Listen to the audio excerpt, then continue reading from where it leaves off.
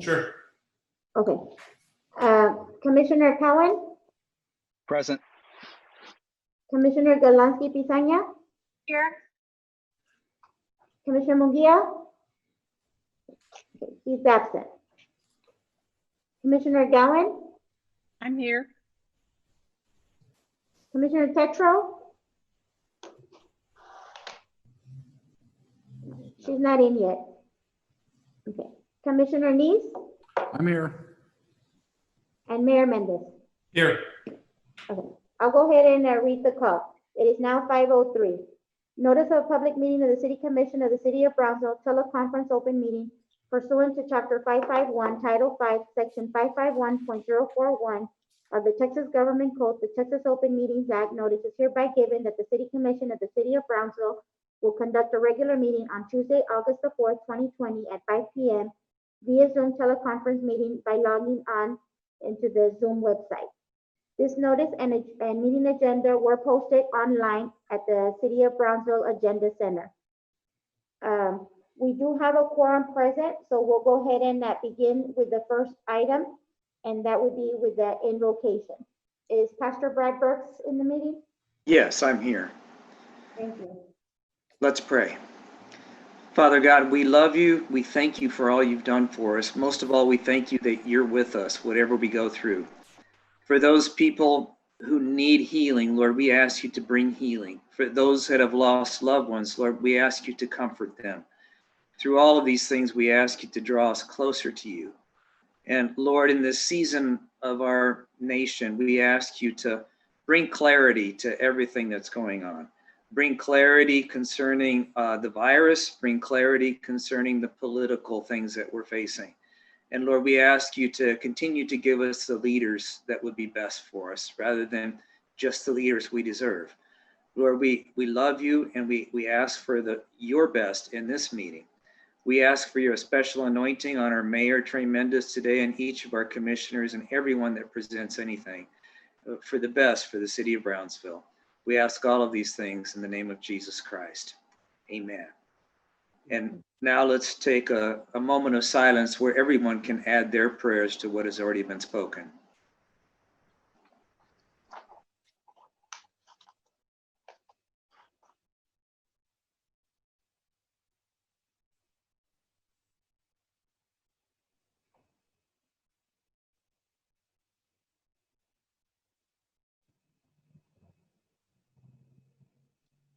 Amen.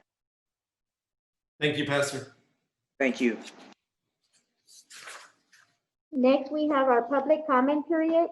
Mayor, we did not have anyone sign up for any public comments, so we'll move on to the next agenda item, which is the work session.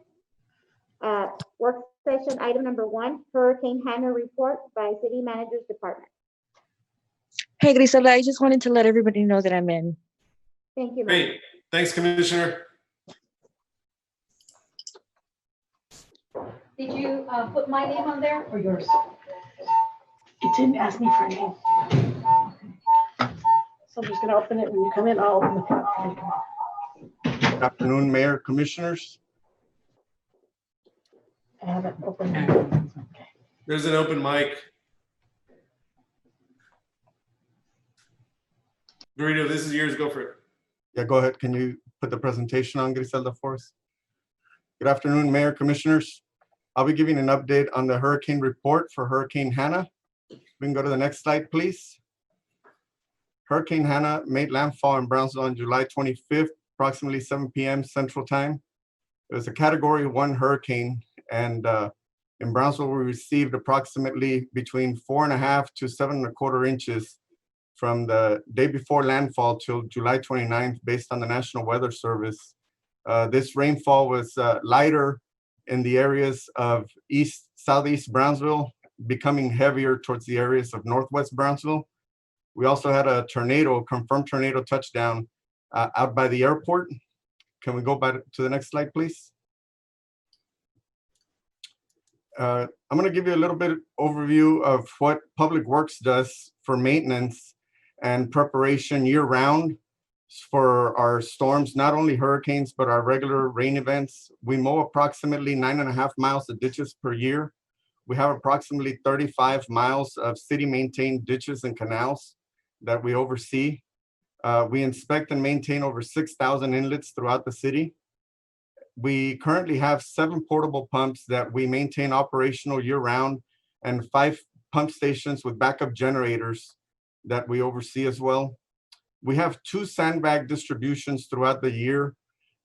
This year, due to COVID, we only had 1, but we did extend it for 4 days. Usually our sandbag distributions are 2 days.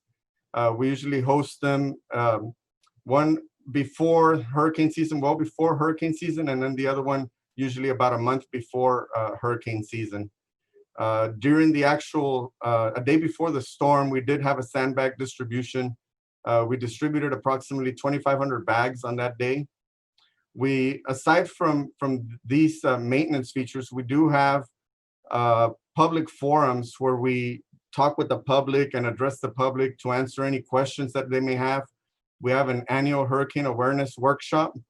And then as part of our stormwater pollution prevention outreach, we do several career days, attend various Rotary events, Leadership Brownsville, or other professional organization presentations, where we talk a lot about our stormwater, how we handle it, what we can do to improve or reduce our flooding.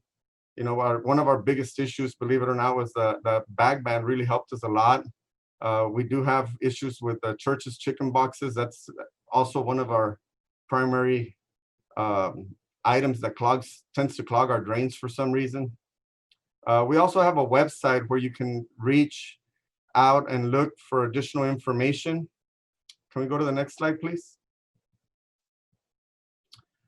Aside from that, we also perform routine maintenance, and usually about 3 to 7 days before we're notified that we have a hurricane in the Gulf. Usually for these events, it's when we have time to prepare.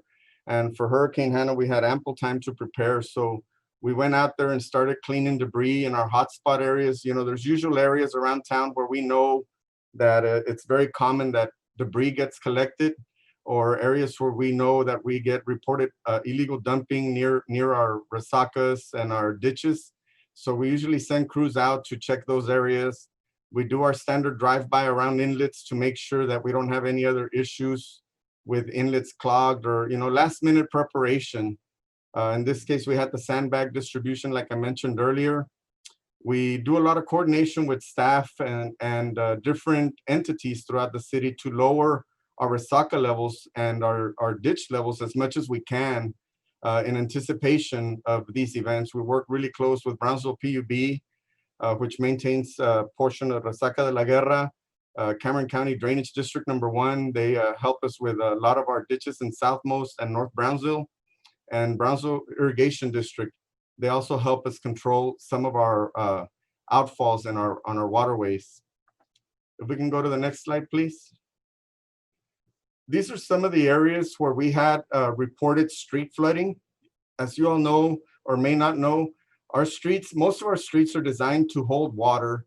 And the idea behind that is that it'll help us from flooding our homes. That's why part of our building requirements is that homes are built 12 to 18 inches above our curb. These are some of the streets that are listed. I won't go over them, but it'll give you a general idea of the areas where we had a lot of heavy street flooding. We can flip to the next slide so you can see some of the pictures of the actual, right after the hurricane started dropping some water on us. We had this was around between 5 a.m. and 6 a.m.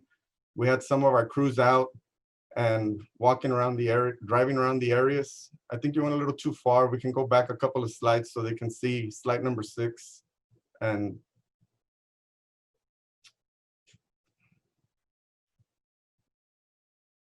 yeah, we can go back several slides.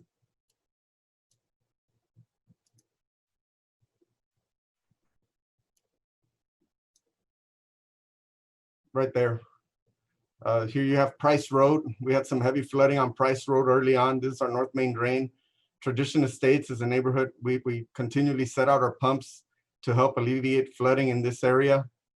We can go to the next street or the next slide. This is in Brownsville Country Club. We had a lot of heavy flooding, and fortunately not as high as we usually do.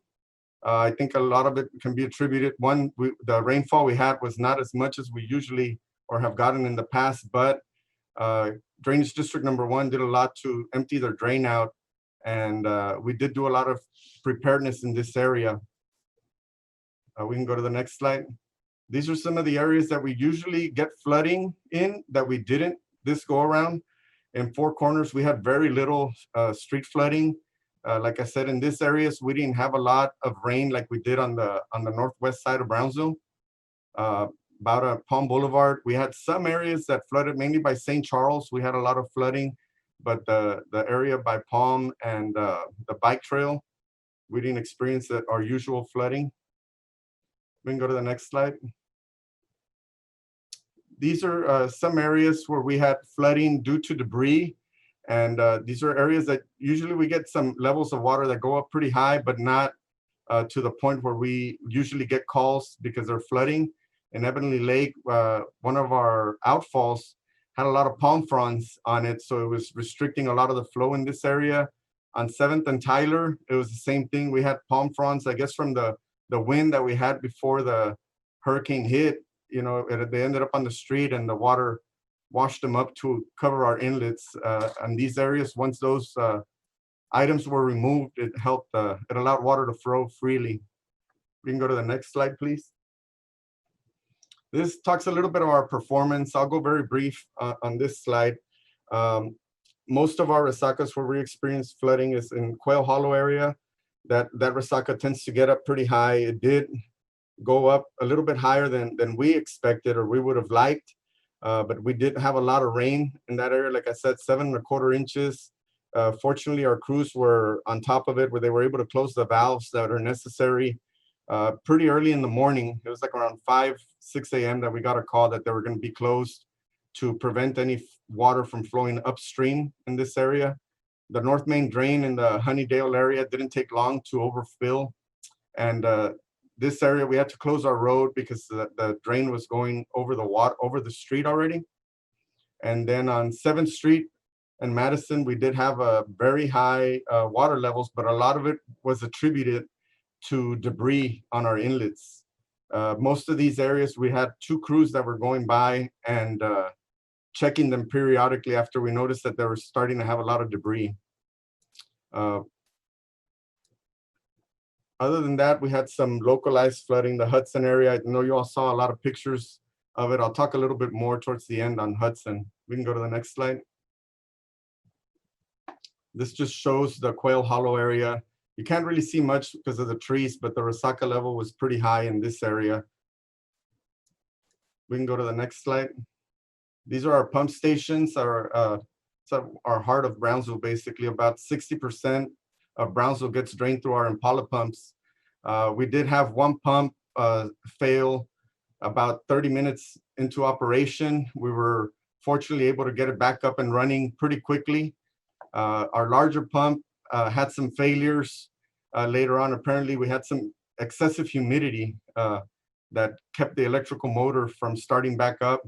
We're trying to find a fix for that. This is one of our older pumps, so I guess it was just being a little sensitive with us on this particular occasion, because that's the first time we've had that issue in well over 20 years that we've had that pump.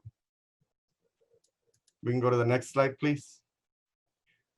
This is where more or less the tornado touchdown occurred. It's out by the airport, and we did have one roof come off completely off a house and other power line damages and some broken windows and partial roofs that were turned off. We can go to the next slide. This table here shows a little bit after the hurricane passed. As you can see on the table on top, we have the high peak of the blue line, which shows when most of the rain occurred. And then this is showing the level of the river as on a daily basis. And you can see how the river started cresting in the last couple of days. August 1st and 2nd, we started seeing the river come up, and we started having some issues in La Galaxia area, where water from the river started coming back into the subdivision. So we had to go out there and quickly close the valve before any additional water started coming in. But you can see that we've already reached the crest point. So the water in the river is already starting to come down as of today at 11 o'clock. So that's really helpful for our residents in La Galaxia. Fortunately, they're the only ones that experienced any issues. We can go to the next slide. You can see here in La Galaxia, this is some of the street flooding that we had. We had to close down a couple of roads while we worked in conjunction with PUB here. They were able to allow us to use one of their lift stations for sanitary sewer to pump some of this water out. And then we set up a city pump a little bit upstream to help alleviate the flooding in this area. And we were pumping this through the La Galaxia Park that's there, pumping it across to La Lomita. We were able to pump it dry completely, and then we had the little rain shower yesterday that filled it up, not as high as it was from the previous rainfall, but fortunately enough, we were able to dry it the last time, so the effects of the second rainfall were not as bad, and we didn't have any residents get water in their homes. We can go to the next slide. This talks a little bit about the staffing that we have during the hurricane. We had 16 employees that were on 12-hour shifts. And basically what we do is we assign 4 employees to stand by at the pumps on a 24-hour basis. And this is in case we have any operational issues with our pumps. If any of our pumps go down, that's usually when we start getting homes flooded. So for us, this is the most critical part of our operation, making sure that we have somebody there 24/7 that's able to respond immediately. And usually we have some spare parts. Most of the parts that can be replaced quickly or that need to be replaced, that we tend to have failures if they're overloaded. And we also have 8 employees that work in 4 shifts, 12 hours a day to clean any debris. And the picture you see here is them doing some pre-storm cleaning. During the actual storm, they're usually in their pickup trucks with smaller gear and smaller equipment to do any maintenance or cleaning of debris as needed. We can go to the next slide. Here we'll talk a little bit about our short-term improvements that we're looking for the future. Is one of the things is to identify problematic areas that require debris cleanup. We did have more than usual this go around. I think a lot of it that was attributed due to the winds that came in early, and then we had rain later. Most of the time we usually end up having the rain and wind combined. We're caught in a unique situation with the hurricane. Fortunately, we didn't get a lot of rain as expected, which was, I think, very helpful for us. Another thing that we would like to do is on our crews for the temporary pumps, we deployed them a little bit earlier, get them to the sites and leave them on there. In the past, we've had issues with vandalism. That's one of the reasons why we don't typically do this, but it's one of the things that we're going to start looking at for these temporary areas, maybe having points that are closer where we can set up our pumps. The Texas Water Development Board projects will be coming on soon. The Southmost Water Plane Park, which will help us with Four Corners. The Impala Pump Station improvements will hopefully get rid of the issues that we have right now with pumps going down during operation. The West Brownsville drainage improvements will help us hopefully in 17th Street area, West Brownsville, once that's complete.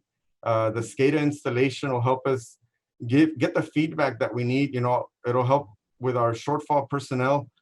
It'll have these critical points that we usually get water to get up or rise high pretty quickly. It'll help us identify these areas a lot quicker. The Hope Park pump station will hopefully get water out in the downtown area a little bit quicker once we get that installed. Some of the long-term projects we're working on and you'll be hearing about soon. We recently submitted the Texas Water Development Board grant application for almost $14.5 million. This will require some city match, but as you can see here listed are a couple of the projects that'll be a part of this complete project. This is really helpful. I mean, most of these projects will attribute to about 80% of the drainage throughout the city of Brownsville. In conjunction with the Texas Water Development Board, we're also applying to some funding with the General Land Office And part of this funding is to help cover our match for the Texas Water Development Board grant. The Community Development Block Grant MIT program is also something that we're looking to apply for, and this will bring us some resources with USGS so that we can continue to improve our SCADA system that we're looking to work to have in place pretty soon. We can go to the last slide. The reason I wanted to conclude with this is because a little bit more of education to the public. You know, the trail here, the bike trails along the event center is a water plane park. A lot of people assume that this just got flooded. And that's one of the things that you know, usually Paredes Line Road does get flooded, but in this one particular case, we were fortunate that the water just reached the high bank as designed. As part of the design for the Hudson Trails and the Southmost Water Plane Park is that during normal circumstances, you know, we can use these amenities like the bike trails and playground areas. But during hurricanes or events that we have high rainfalls, the purpose of these parks are actually so they do become inundated the way they are shown in this picture. And this is something that I think is very important for our community to know, that this is intentionally designed this way. This was not something that flooded and we did not expect. This is, like I said, the design to avoid having homes from being flooded. With that said, I'll open it up to any questions from the commission. Does anybody have any questions for Mr. Garcia? I do. So the Galaxia situation is resolving okay? I drove through there and saw that the waters were receding. Yes, sir. We've been continually pumping for the last 2 days. We try to keep the water down as low as possible. We've even got there's only so much that we can do with pumps. So in addition to that, we have our vacuum trucks going in there to pump any remaining water to try to keep that system as empty as possible while the river is up. Okay, thanks. Hi, it's Jessica. How are you? Good, good. So I just want to thank you all for all of the work that you did. I saw on the weather, I was watching so closely that we received 7 to 9 inches of rain, and truly our city did hold up in a great way compared to a lot of other cities. So I think you all did a great job. Very grateful to PUB for being the first provider to get all of the light back on. But the one thing that I would be remiss if I didn't stand up for or say something about was we ran out of sandbags within 30 minutes the day of the storm. And I just wanted to know if there are any preparations in the future to stop that from ever happening again. I know we had multiple events more than usual, but I did find people, like I was wondering if it was just District 2 that maybe I didn't do enough outreach, but I got inboxes from people all over the city. It wasn't just my district, who were not able to get sandbags, whatnot. So I just don't think that the district sandbag distribution worked the way that maybe we wanted it to. Or what kind of plans do we have in the future to prevent that from happening again? One of the things that the city, you know, COVID, I think had a lot to do with this particular event. Like I said, you know, in June, we distributed sandbags for 4 days. A lot of the times people wait till the last minute. And one of the things that the Public Works has been trying to do by methods of our outreach is to get people to be prepared before the storm. During the storm or shortly before the storm, it makes it a little bit difficult for us due to our limited staff to, you know, set up these sandbag distributions and put together this high volume of sandbags, plus maintain our inlets, plus, you know, go out and clean the ditches. And we do as best as we can to try to cover everything that we do. In this particular case, I mean, the sandbag distribution was till almost the last 1 day before the hurricane. And that was just based on the forecasts that we had. I think in the future, you know, what we would do is encourage our citizens to obtain or pick up their sandbags when we do have these distribution days, so that they can be prepared and not wait till the last minute to get these sandbags, because it is very labor intensive to prepare these sandbags. You know, one of the things that we used to do was have just sand and let the citizens bag their own bags. With COVID, that's something that we weren't able to do just because, of the concerns with COVID. So I think in the future, given the conditions of COVID, I would definitely emphasize our citizens to be prepared with ample time. Don't wait for the last day or the day right before the hurricane to pick up sandbags. I would agree with you, Mr. Garcia, but I think the reality is also that there's going to be some citizens that will wait till the end to get these sandbags. And I know that I had a conversation with staff the day before the storm to see whether there was any plans for distribution. And I don't think there was at the time. So I requested that there be some sort of distribution. So that's why they gave out a couple thousand and those ran out so quickly. But rather than, and I agree with you that there should be better preparation. I totally agree with that. I also think that despite our efforts and despite our wish that citizens would prepare more, the reality is that there's going to be a pretty high number that will wait till the end. So I think we should always have some in reserve if this happens again, to start distributing maybe 2 days out rather than the day before, because it's going to be a reality that people will wait till the last minute. And we just have to understand that and be prepared for that. Definitely, we'll keep that in mind. I agree completely, If I Mayor. may, yes, we can definitely, this is Helen, we will definitely have, we were actually planning an event, a distribution the first week of August, and had the 2,500 reserve bags, and we wanted to make more for August 1st, but what we did is we pushed it up because we saw the hurricane coming. So we were preparing in preparation for the first week of August, and then we had to, of course, pivot because our residents needed it sooner rather than later, as we can all attest now. But definitely what we'll start doing is pre-packaging those sandbags and ensuring that we have the reserve that we need. And maybe what we'll end up having is more throughout August and then September. So maybe have more than the 2 that we normally had every year, given the circumstances. Thank you. And I agree completely. I know that this year we really went into planning and really wanted to be more prepared, but it didn't work. We just need to be more available when these storms are coming our way. That's just my 2 cents. And I only speak on behalf of my constituents, who a lot of them were not able to prepare their homes correctly. Thanks. Thanks, Commissioner. And I do want to give thanks and credit to the staff. They did a great job being out on the street early on. It was clear that there was crews everywhere. I was driving around a little bit, probably after noon sometime, and there was crews out. And there was a couple places like we touched on, the 7th Street area and the Lakeside area, that don't typically have issues, but I'm glad you figured out the issues and addressed them pretty quickly.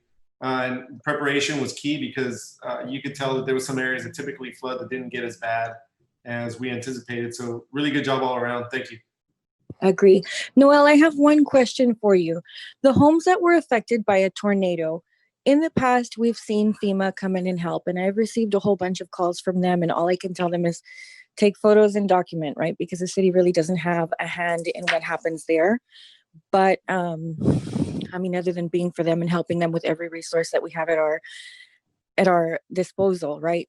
But my question was, has FEMA or the state or anybody stepped in to maybe help some of these homes that were affected that did not have insurance? So thanks for the question. The way the FEMA process would work is the disaster declaration that the mayor issued makes all citizens of Brownsville eligible for public assistance programs that FEMA releases. We haven't received direct communication. Odie can likely comment if she has from FEMA on what programs they're making available for residents. I know that they had a stronger presence in the Upper Valley since that's where they had more damage. But in terms of debris management or debris assistance, we were able to initiate our emergency clause with Republic Services. And as long as that debris is in the right of way, we can assist. But we have not directly received any information from FEMA at this point, other than TDEM, the Texas Division of Emergency Management, did send us a portal for us to help residents report their damage. But for public assistance, many times FEMA does have satellite offices, and they make themselves available with representatives that help residents go through the public assistance process. So I'll let Odie talk to see if she has other updates directly from FEMA. Good evening, Mayor and Commissioners. So currently, we have not received word back from FEMA. There is a threshold we have to meet, which is a $1.5 million threshold for Cameron County, which we are very close, not because of Brownsville, but because of other communities in Cameron County. So the last conversation I had with Cameron County, it looks like we are going to be having, the PA will be going through FEMA. We're just waiting to ensure that all damage assessments are submitted, and FEMA will come out and start reviewing our damage assessments and throughout the Cameron County area. Once that allocation is already allocated, the FEMA allocation is given to us, then we can go ahead and they'll start assisting residents with a PA. That's good. Thank you so much. Am I correct in understanding that there's some sort of self-reporting mechanism online for individuals that had damages? Do you know anything about that? Am I confusing that with another agency, or is that FEMA? That's available through the Texas Division of Emergency Management. Okay. Okay. And they work in tandem. So basically that's the hierarchy of emergency management. That's the state agency, but some of that information could be used for some of the FEMA reporting. Okay, could we put a link to that on our homepage or somewhere where the residents can access it so that they can self-report as well? Yes, we can. Okay, thanks. Thank you. Before we move on to the next thing, can I just say thank you to Public Works. I know that in the month of July, y'all were really hard hit by COVID in terms of your department, right behind the police department and fire department. So the fact that you were able to stay on top of things is greatly appreciated. And well, thank you. Next, we have work session number 2, presentation on proposed fiscal year 2021 budget.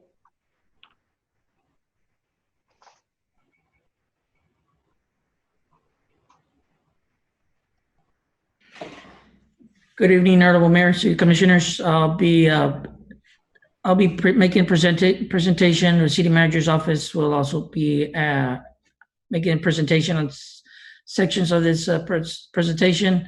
We're going to start off with work session number 3 for today. Next slide, please. Table of contents, we're going to be talking about property taxes, hotel occupancy tax update, our health insurance fund, and renew reimagine section. First of all, we're going to start off on the property taxes, just an update on the new terminology under SB2. Previously, before SB2, we had the terminology referred to as effective tax rate. That terminology changed to no new tax rate. And basically, this rate will provide about the same amount of revenue in properties that are taxed in both years. The next terminology is a rollback rate. The rollback rate is now referred to as a voter-approved tax rate. This is a maximum rate that will be allowed without any voter approval. The rate of the debt may rise as high as necessary, and I'll go a little bit more into that right now. Next slide, please. Also, as part of the terminology, on the city adopted rate, the rollback rate, it used to go up to 8% on the M&O portion. M&O portion means the general fund portion. It used to go up to 8% before the citizens could call for rollback elections. Under SB2, that was capped at 3.5%. Next page, please. This slide provides the analysis on the computed tax rate. On the no new tax revenue rate, the computed rate is at 0.67201, 97. This rate will raise the same amount of property tax revenues that were taxed in years 2019 and 2020. If this rate is adopted, there'll be a shortfall in the general fund of about $1.7 million. The breakdown on that, if you see the M&O or the general fund portion is about 41.6 cents. The debt service is about 25.5 cents goes to the debt service fund. Next, you have your current rate that we have right now adopted. of a 0.7001613. This is the rate. This rate is about 2.67% above the no new tax rate. This rate has been consistently for over 10 years, since 2012. This rate will result in a 177,000 surplus in the general fund compared to the budget that was presented last commission meeting. And the breakdown between the maintenance and operation debt service, about 44.5 cents to maintenance and operation general fund, and debt service 25.5 cents to the general fund. The voter approval rate, this is the maximum rate that could be approved without any voter approval. This is a 3.5 cap that we talked about. This is about 70.705719 or 17.5 cents. If this rate was adopted, we would have about 520,000 surplus in the general fund. Next slide, please. This represents that the average taxable value of a home residence increased from prior year about $97,463 to this year appraised value of $100,623. This represents about a 3.25% increase.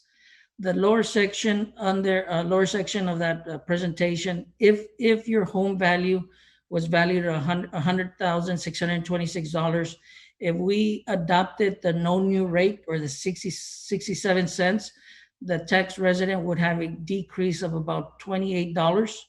If we maintain the same tax rate, there would be no change. And if we adopted the voter approved tax rate of 70.5 cents, the average homeowner would have an increase in their property taxes about $5. Next slide. This slide represents the various tax rates, computed tax rates. Going from left to right, the no new revenue tax rate at 0.672097.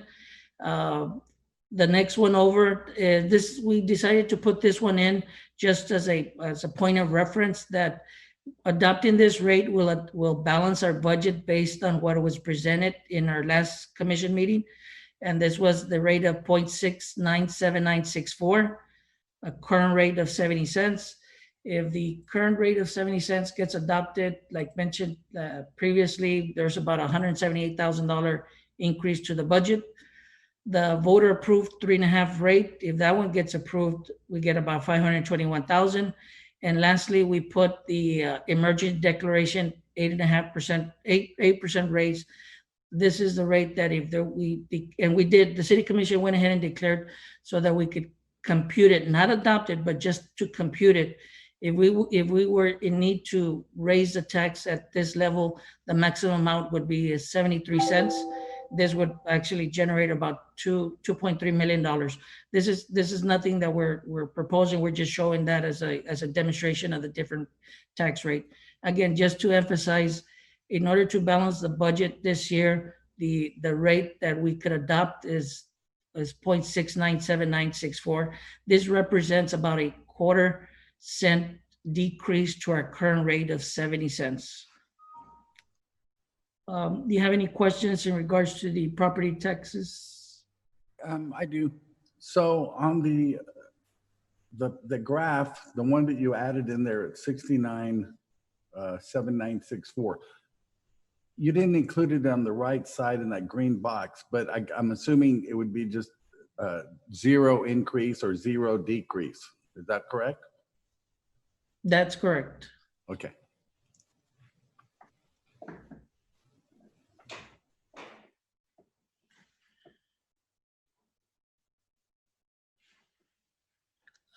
Going forward on the presentation, Ms. Helen will cover the next slides. Good evening, Mayor and Council. As you can see from the hotel occupancy tax, the industry in itself has taken a hit due to COVID. I don't think it's a surprise to anyone, not only nationwide, but internationally. We've been seeing a 25% decrease in different months in April and May. in March, April, and May from 25% rainy to negative 65% to negative 41%.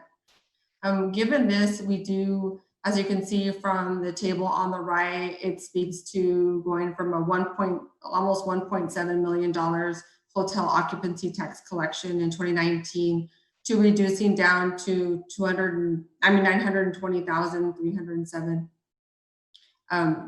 dollars. There has been a COVID negative impact of about $136,299. Therefore, being conservative in our projections and also keeping within the spirit of the budget subcommittee, which stated that it would be good to have a 60-day reserve in conservative reserve fund.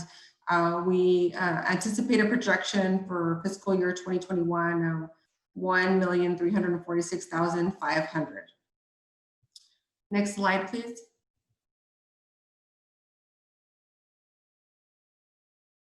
And understanding that given the estimated revenue and the fund balance of $368,400, the CVB expenses, the 60-day fund balance of $257,300, we are looking for the organizations that we historically have funded.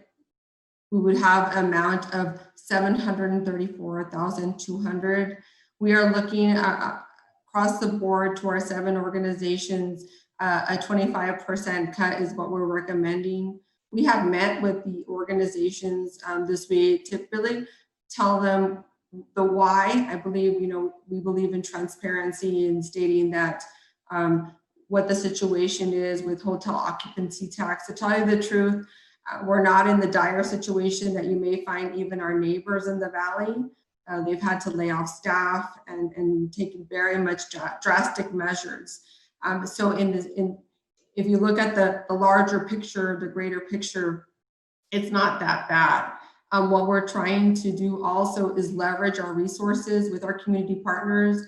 They're actually looking at new models of obtaining revenue, such as virtual tours. I know the zoo has been doing that, and Gladys Porter Zoo and the Children's Museum is looking even at other ways to really engage their clients and their children, and to really still be engaged in that as they handle COVID and deal through this pandemic.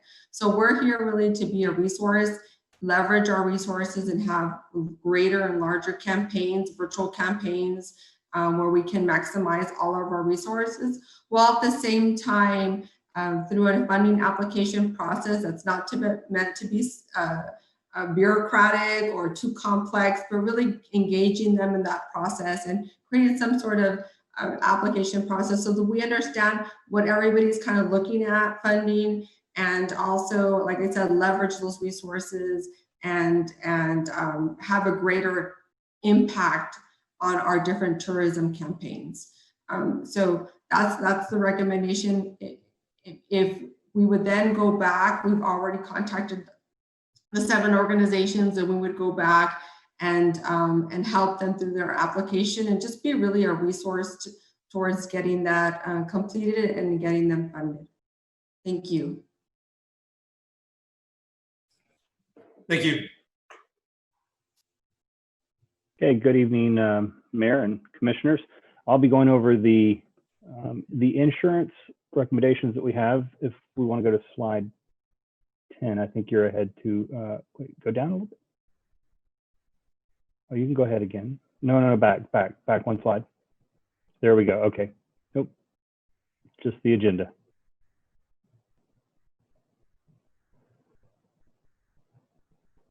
That one, there we go. So basically, I'm gonna go over the background of the year of the insurance, how it performed. We're gonna look at the options of the plans that were reviewed, and then we'll go over the recommendations from the insurance committee. Committee was put together to review the insurance policies that the city funds, and look at different options of active employees, retired employees, as well as a dental plan.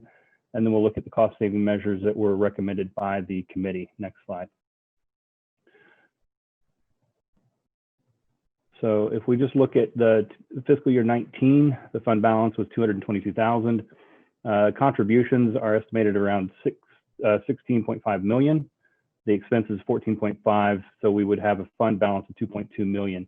Despite having the balance that is larger than the previous year's balance, it's still estimated by TML to be a shortfall of about 375,000 due to an increase of about 4% of costs for the current plan that is that's being used. Next slide. So the current plan, Plan C, it's based on current rates and cost projections. We would have, according to the active employees, we would have $274,000 shortfall, and based on the retiree coverage, it's $691,000 shortfall. So we need to basically fund an additional amount. If we go to the next slide, we can sort of see what some of the savings from different plans was reviewed on the next slide. So one of the plans, the first plan here, Plan 1, that option would be an additional cost, or additional savings of 475,000. Plan F, another option that we had would be a savings of 1.1 million. And then the high deductible healthcare plan option would be a savings of 2.5 million. And each of these have different characteristics that are less than appealing compared to Plan C. Next slide. If we look at the various plans, Plan Option 1, Plan F, and the high deductible plan, you can see the employee only rates as compared to the family rates there compared to each other, and the current one, you can see that the deductibles are a lot higher for in-network, and the out-of-pocket is going to be higher as well. So if we move on to the next slide. If we stick with no changes to the Plan C that we currently have, there's some benefits to this. There was in Plan C a substantial deductible increase in October of 2019. So we've had some recent changes. We don't want to keep, increasing and increasing just to recover some of the increases in costs themselves. So based on some of the BC and BS network administration of the plan, we are looking at a savings of 1.1 million. So that's going to help us offset some of those costs, the increased costs. We're also looking at the expected prescription plan savings, also from the pharmaceutical management there, savings of $40,000. So we are making some money and having some savings with the existing plan if we just stick with that. And then of course we have to plan forward. So instead of planning year to year, we're looking at putting together a 3- and 5-year plan to understand how it'll change from year to year. So also the Teledoc and the wellness program, that was just implemented in October. So we're just starting to realize the savings there as well. So next slide. Okay, on this slide, what we want to do is the biggest cost impact is going to be the retirement coverage. Right now, we're funding it. The city contributes about $709 per month. TML estimates that we should be contributing $1,400 per month. So there's a difference there that's just not funded. So TML is recommending a funding cap of about $900. And that looks like it's, after the committee batted it around, that looks like it's the best option. And then of course we'd have to have a resolution for that. The excess cost between the 900 and any additional, TML actually estimates the cost to be around $1,100. But the difference in that would be the responsibility of the employee or retired employee. So we're looking at about $197 is what we're expecting for the first year. And then of course, all the rates change year to year. So that would have to be adjusted. And we'd have to either go with the GRS actuarial valuations. You see that at $1,000, $1,097, or we can go with the TML, and they're the ones setting it at the 1447. So the current funding level we have is only at 700. So the difference right now is just made up out of transfer from the fund. So what we're proposing would take effect January the 1st of 2021 as well. So next slide. On the dental changes, TML and other options we looked at greatly increased both our deductible as well as the out-of-pocket.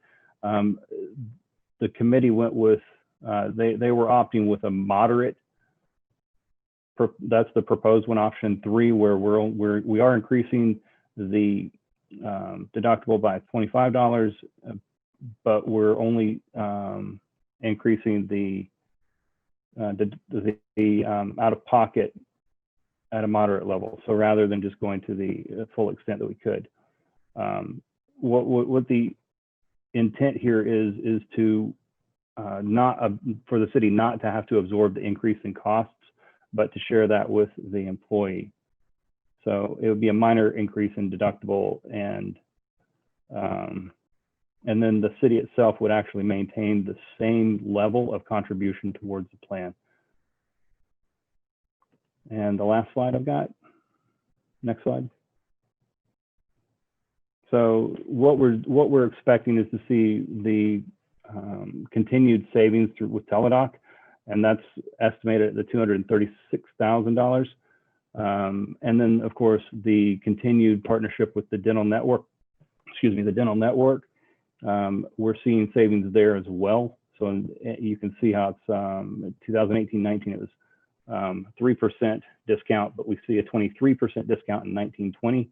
And then of course the future wellness program was implemented in October. So we'll definitely see some cost savings there as well. So that's why it's recommended to city management by the committee to stay with the plan C, do some minor adjustments, and cap our contributions to that. Does anyone have any questions?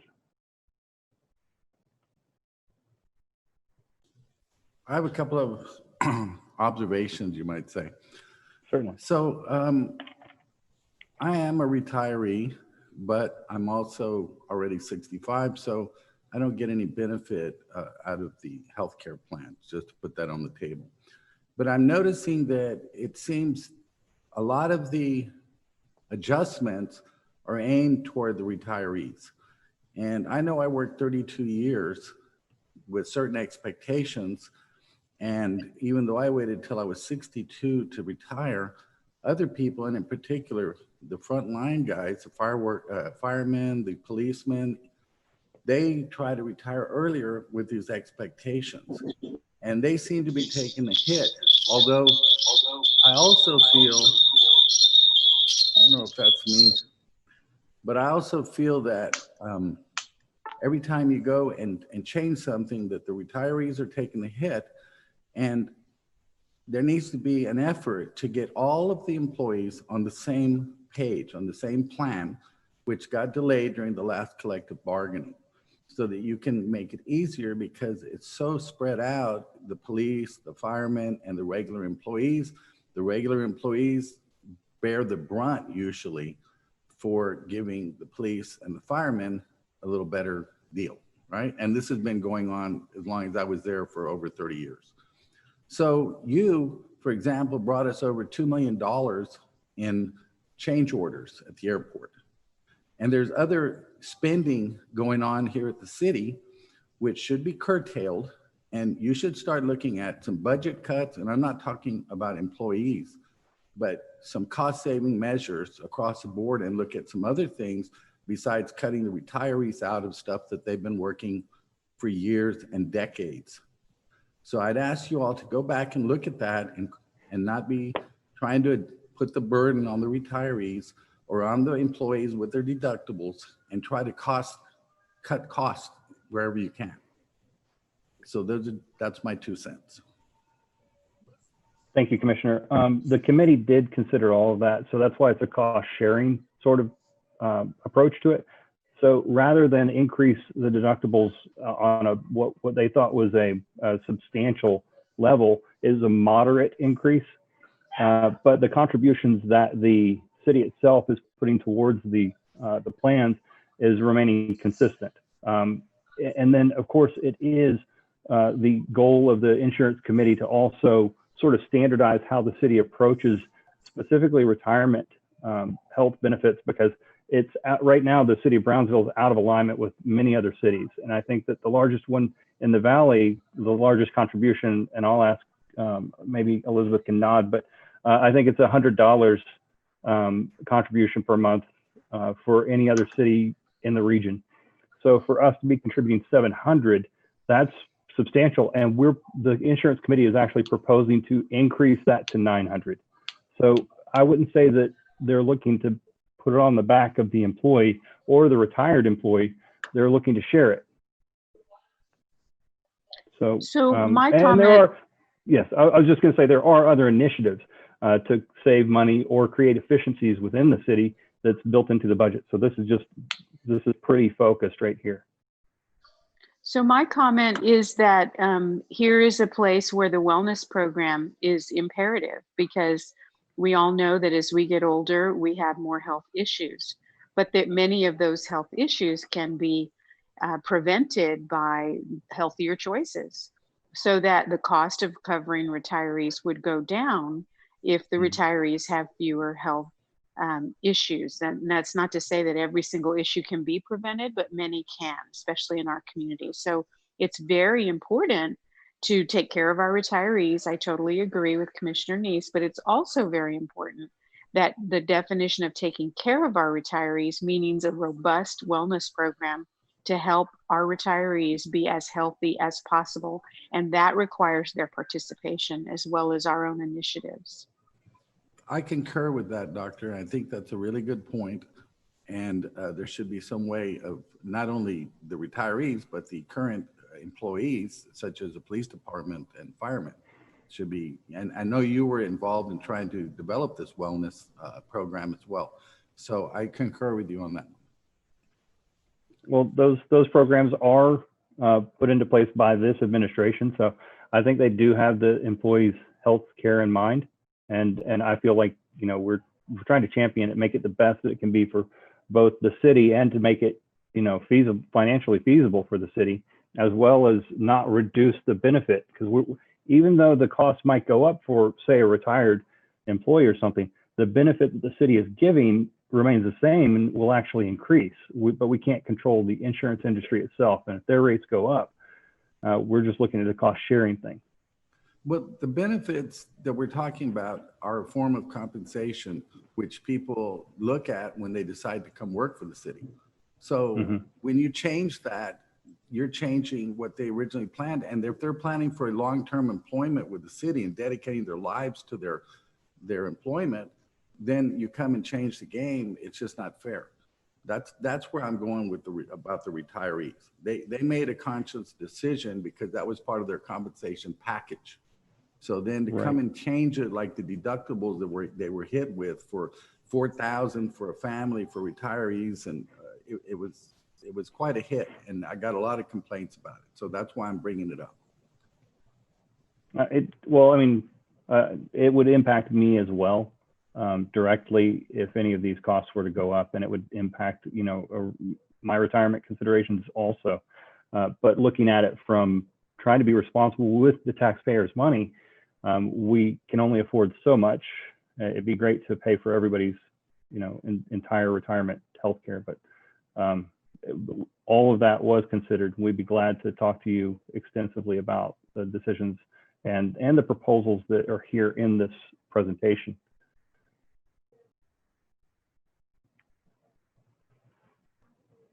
Are there any other questions? Thanks, Brent. Thank you.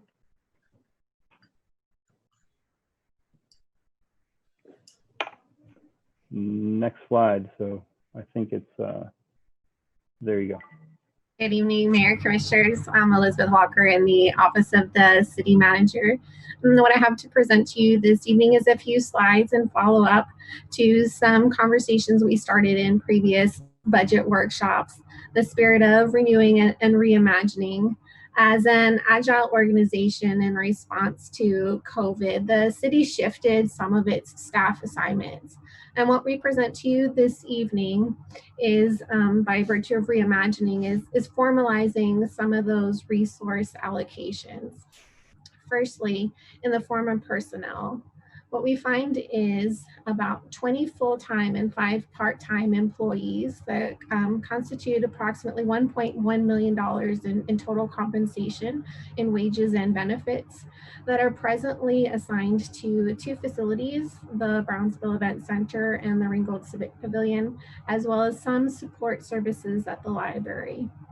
We have considered reassigning those employees across various departments. And you can see then off to the right, the redistribution through that kind of donut pie chart across multiple departments: internal services, parks, recreation, planning, communications and marketing, records management at the city secretary's office, library, and public health. And the determination of these reassignments came from those departments' requests through the budget process. Those departments requested about $1.9 million in new positions.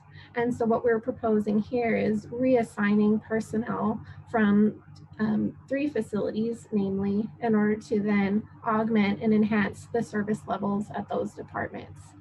Next slide, please.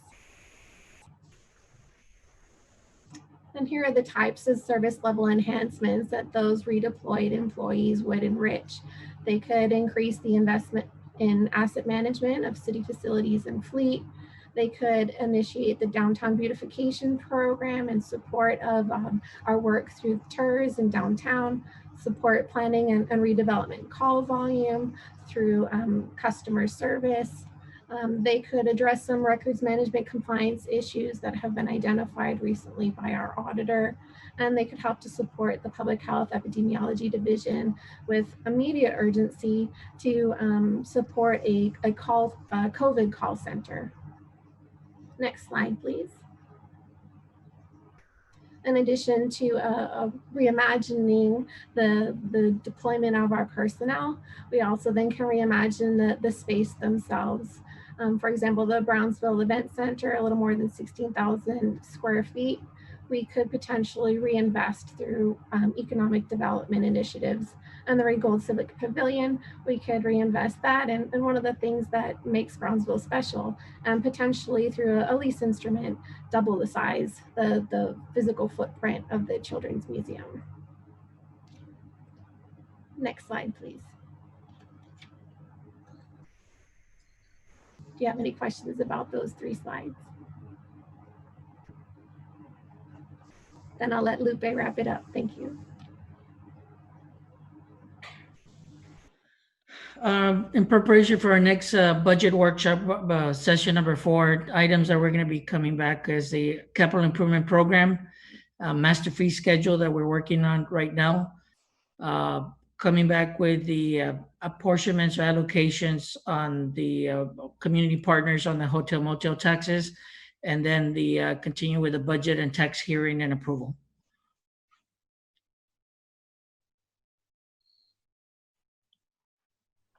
Next, we have work session number 3, discussion regarding the City of Brownsville response to the urgent public necessity concerning COVID-19, otherwise known as coronavirus, included but not limited to: A, continuity plan, city staffing, facilities and services, including actions and continuity of such operations. Letter B, financial update, emergency procurement. And letter C, drive-through collections testing site update. Good evening, Mayor, Commissioners. Before we go into the spending update, just on item A, a couple of updates. We shared yesterday through a press release the passing of our first employee related to COVID-19. That is the unfortunate news that we have to relay also today on the status regarding our employees. We continue to implement all possible safety measures to ensure the safety of our employees. Teleworking has been one of those strategies that we've been using since March to try to minimize the amount of contact that our employees have with their peers and with the public at work. We have still 16% of our employees teleworking, and that number has increased from 12%, we were at 12% for a while, but we upped that number slightly the past few weeks. We also had a town hall meeting last week, which is the second one. We're having these monthly. We had over 300 employees participate, and we had prepared a frequently asked questions overview from the first one, and we asked them how effective that was in helping them have the latest information on their benefits, on anything related to COVID that they shared during that meeting. And 83% of them responded that they found value in that information that we compiled for them. And we're also using 2 additional features that are helping us communicate better in a 2-way fashion with employees. One of those is a CityBot feature, and we're using that to communicate information. Since some employees don't have email, if we have their personal cell numbers, we can also communicate to them. They don't have to have a work cell to receive our updates. And we're also using WhatsApp to reach out to them and for them to submit questions through video. And those updates and those features did help augment the employee feedback that we received at last week's town hall meeting. So those are some of the key updates that we have to report on behalf of the organization. I would be happy to answer any questions. Yes, you said that you increased the telework, but you didn't tell us to what.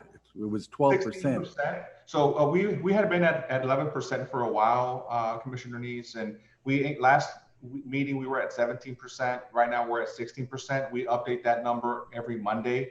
So yesterday's report had us at 16%. So that's just over 300 employees. Okay, and another question.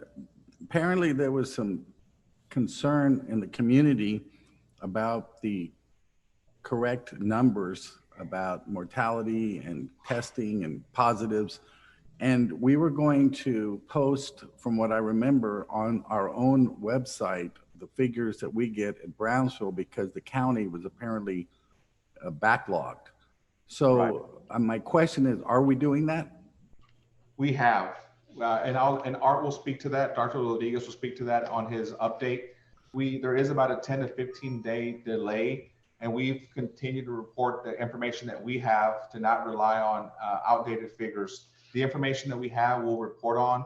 The city secretary's office prepared an infographic on fatalities that we're seeing in Brownsville. We've added that to y'all's annual report, and we're also reporting that publicly. I'll need to double check if that's on our website or on BTX Cares, but I do know that that is part of what we're reporting now.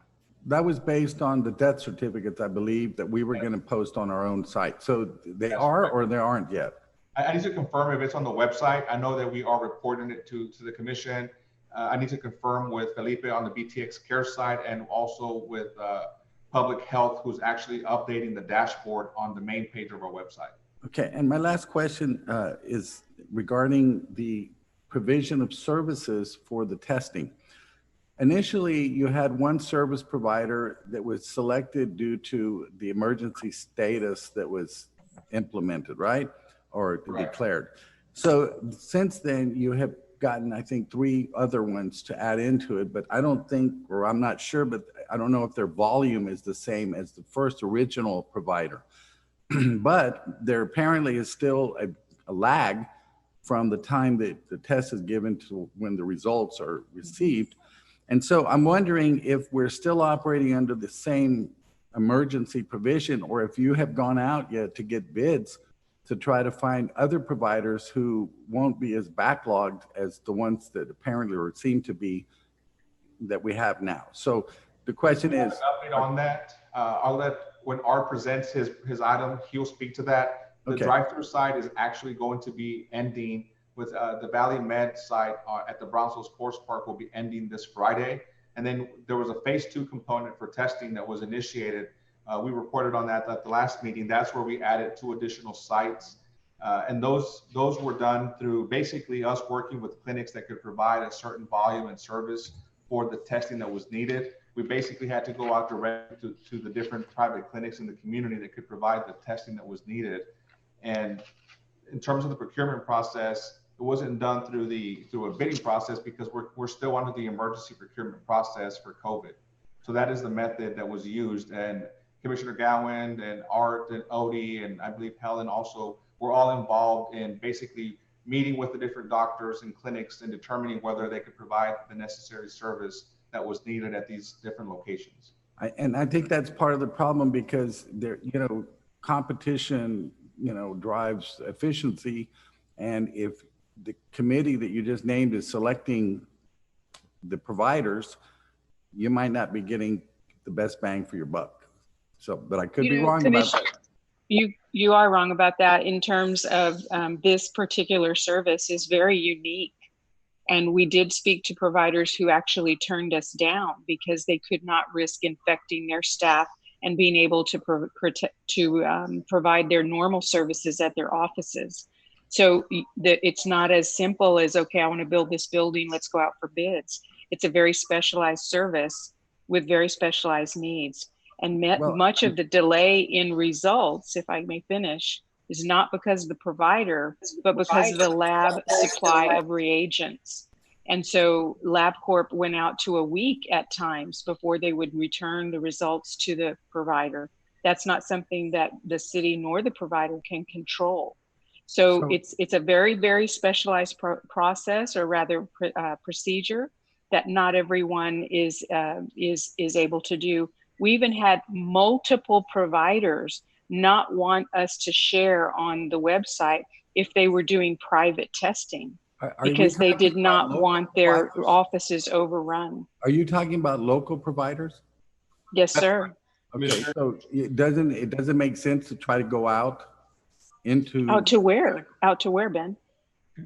To the state of Texas, to San Antonio, to Houston, to other cities. And all of those cities are also overrun with their testing. You check. Yes, sir. In fact, we were in contact with Houston regularly. Well, putting out requests for proposals would be one way to do it. It was not felt to be efficient nor productive in view of the crisis across the state and country. Honorable Mayor and Commissioners, when my turn comes up, I can expand on some of those topics. And part of the conversation that hasn't come up is the laboratories themselves and how this is a multifaceted. You've got the laboratories who are delivering the test results and who can bill for some of these services, and then the providers who are providing the manpower and the hours to do the back end of doing the actual drawing of the sample, the swab sample, and then reporting those results. So I'll go into in depth when my turn is up shortly. Thank you.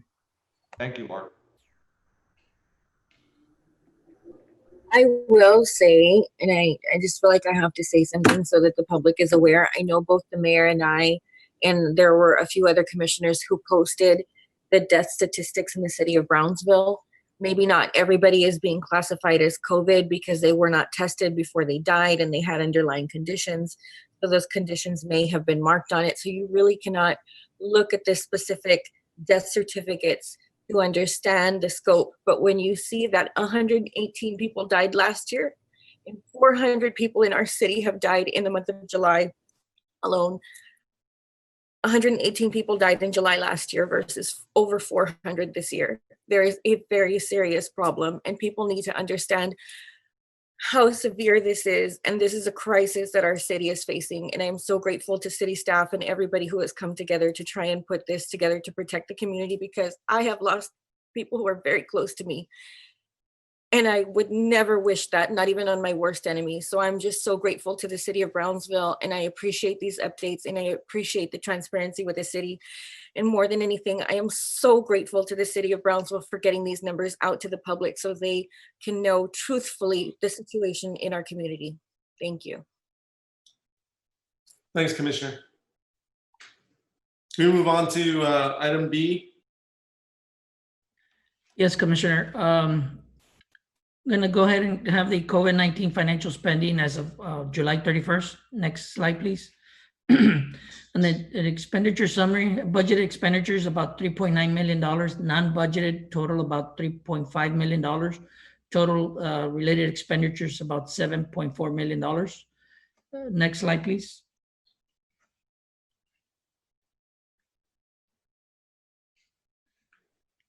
The breakdown on the expenditures of total expenditures of $6.3 million. This doesn't incorporate the emergency procurement portion, but of course the majority is in personnel, $5.9 million, and the various breakdowns of the buckets that you have, supplies to 237,000, lease contracts 21,000, contract costs 42,000, and so on. Next slide, please. A further breakdown on the personnel cost is broken out into the various base pay and overtime pay. Police department, $3.2 million, fire department, 2.6, and other departments overtime only about $24,800. Next slide, please. This is a further breakdown by department on those expenditures. Next slide, please. This is emergent procurement. These are items that were elected to go through emergent procurement. As always, we've only had PPE mask here. This was initially going to be a double type of expenditure with its only one procurement. This is the only one that went through the emergency procurement process. Just an update on our PPE supplies. Talking to our internal service department, Ms. Roxana just talked to her today. She confirmed with that we have at the very conservative level, we have about 3 months worth of PPE supplies, all except for medical aprons, medical coveralls. Those items have been very hard to come by, and we've been procuring those on a as available process. Same process we've been doing with the procurement department. Instead of working on getting large order supplies, we've been procuring those on a as available. We go through the procurement process as available. We get them from our local vendors or some other local vendors as they're getting them, so that we could continue stock up on our PPE supplies. Again, all except for medical aprons and coveralls, we have at least a 3-month supply. Going over through the drive-through testing, this is broken out into 2 sections. The medical staff for operating those drive-throughs, about $295,000. Testing kits, or these are tests for non-insured residents, or not $785,000. Next slide, please. This is a tracking sheet of the expenditures broken down into the different categories. This is what we're going to be using to submit for reimbursement. So far, we spent $7.4 million. The column that says projected, these are just estimates. These are not numbers set in stone. These are just projections that we have. Total funding about $10.2 million. Next slide, please. And this just continues to emphasize the reimbursement process that we have is based on our organizational needs, community needs, and our business needs. Lupe, do you know of any source for reimbursement on those testing kits, for example, for the uninsured? Yes, sir. We plan to submit through the CARES funding, part of the $10.2 million. That's one that will be one of the main sources that we're going to be submitting for reimbursement on those. Through CARES, you said? Yes, through CARES. Okay, thanks. Next slide. I believe that concludes the presentation. If anybody has any questions?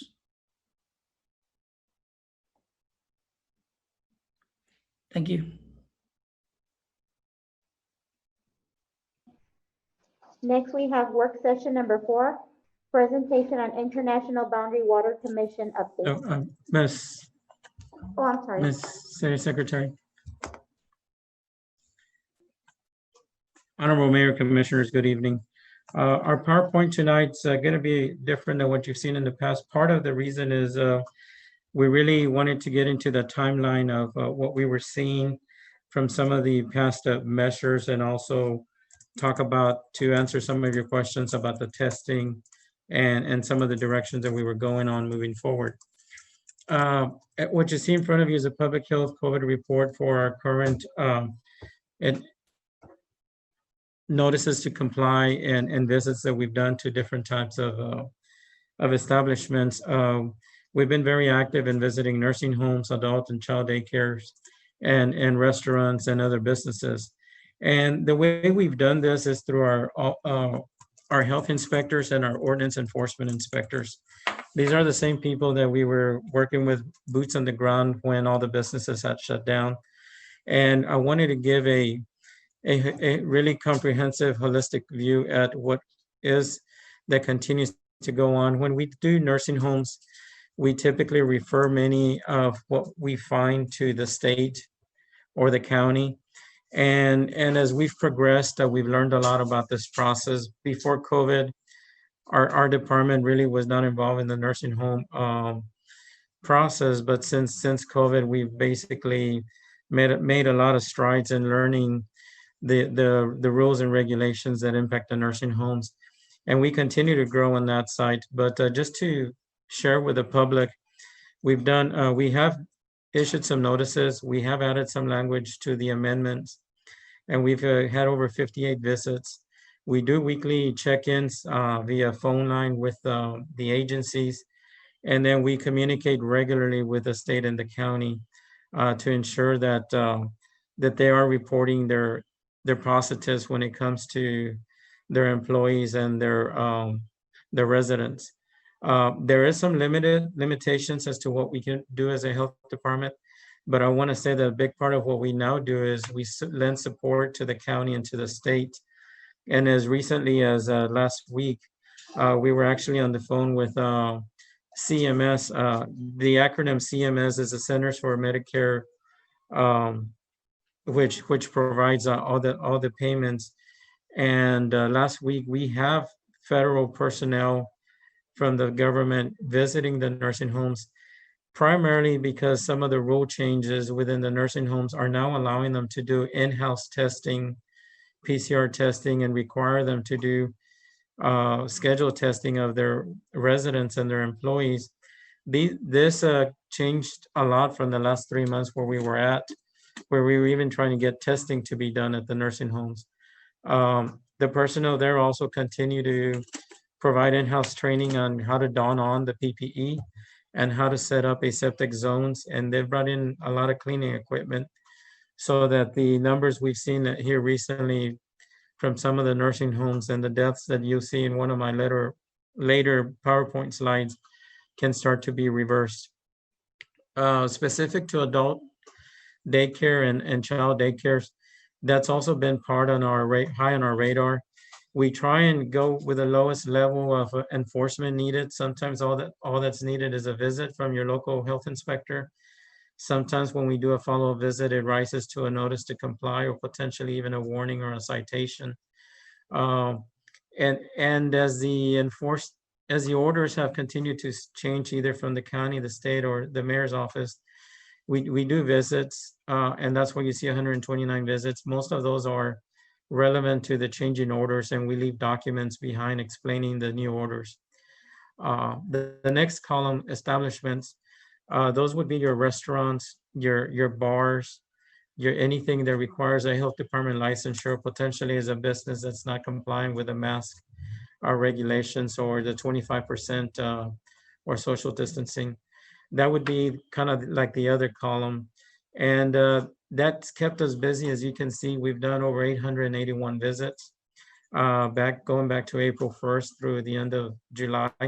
But the intent here is to communicate with our establishments and bring them up to speed with the changes. How do we get from our department to those locations? We monitor our social media. We get call-in information. Some of it is sent to you directly as elected officials. Some of it is sent directly to us. So not only are we proactively visiting these businesses, we also have a network of individuals out in the community who certainly communicate to us of establishments that may be out of compliance. And for example, I want to highlight, recently I've received a lot of calls about a local bingo hall that just opened. And that's the type of establishment that we'll go after. We'll visit with the owner.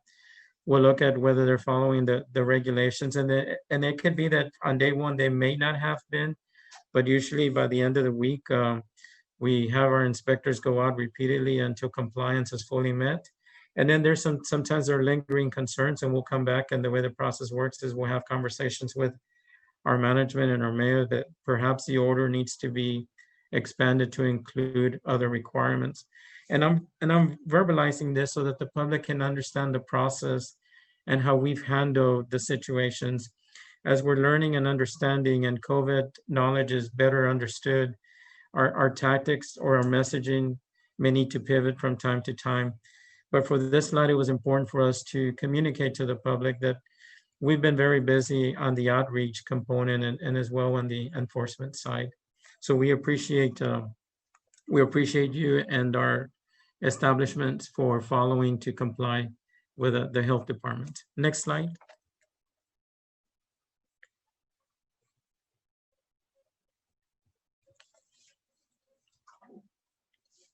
All right.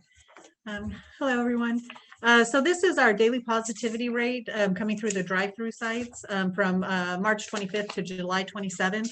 As you can see, we are seeing that increase. One thing I want to mention is that we are having, after July 24th, we're having a larger amount that are still impending. So I don't feel quite as confident about those later numbers just because it could be skewed with the number in the denominator. But we will see some fluctuation in those. The others, we've got a larger portion that are reporting. So we're more confident in those. Most of those have already cleared out. But that's generally what we're seeing. And then the dotted line, as always, is our 7-day moving average. So you can see that we are seeing that big uptick, especially since the beginning of June, and then especially since July 1st. And that is kind of concerning. And this is a good representative sample of kind of what we're expecting to see since we do so aggressively test within the city. It does represent a good sampling. Next slide. All right, and this one right here is what we're seeing with those daily case counts and then the different executive orders and the mayoral amendments. As we're going through, some of the reopening actually created that big uptick. These are just the different measures that we are seeing. And once again, the dotted line is the 7-day moving average. So it kind of balances it out, but we are still on that big upswing from what's being reported of the confirmed cases. So we need to be kind of steadfast in the actions that we're taking within the city. Next slide. All right, and this is, as we all know, we went to the 3 drive-through sites, and then we started doing the scheduling within the city and fielding those requests. So this is actually what we have seen since July 1st to August 1st of individuals requesting to be tested and those that are being approved. And just as a forenote, there was the hurricane, which is where you see those big drop-offs in requests. And we're not exactly sure if possibly there are some lingering issues because of the hurricane that people might not have the access.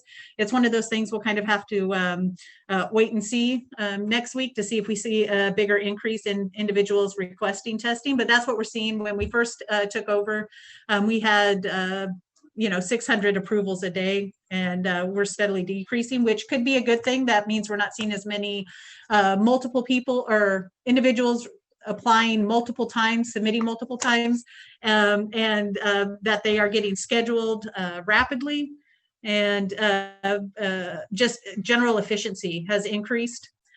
Next slide. And this right now, as we had mentioned, or which would been mentioned previously about going more with the localized data, getting with our vital statistics. So this right here is coming from the office of the city secretary's office of vital statistics. And this is what they are seeing on those death certificates that was mentioned previously, all the way through July. Next slide. And then one thing that I know that we had mentioned previously at one of the commission meetings was sometimes numbers get out of alignment because public health numbers go back to residency, whereas vital statistics comes down to if someone passed away within the city. So there's that slight difference. And so we did have them put in and demonstrate what Brownsville residents are experiencing. And we are at 204 according to the birth or death certificates. which is definitely not close to what is coming out through the county numbers. Next slide. I have a question. I'm sorry to Yes, interrupt. ma'am. No, that's fine. That is corona-related deaths, or is that total death? Because we have different information. So we can go back to the slide. This is what makes this answer such a complex answer. It's what's being reported by the funeral directors as the cause of death. Okay. Now keep in mind, and it's a good question because we really want to share this with the public and be transparent. If you ask the county today, they would give you a count of deaths of 170, I believe. 117. Eventually, they will count up to 204, but not before they're confirming that it was a COVID death. So I think it's really important from transparency. We need this 204 because, like, we were in a hospital call this morning, and the CEOs told us they each had 5 deaths today at the hospital. Those numbers at the hospitals, those numbers won't show here for another week or two, or about a few days. But the county probably won't report this for another 30 days.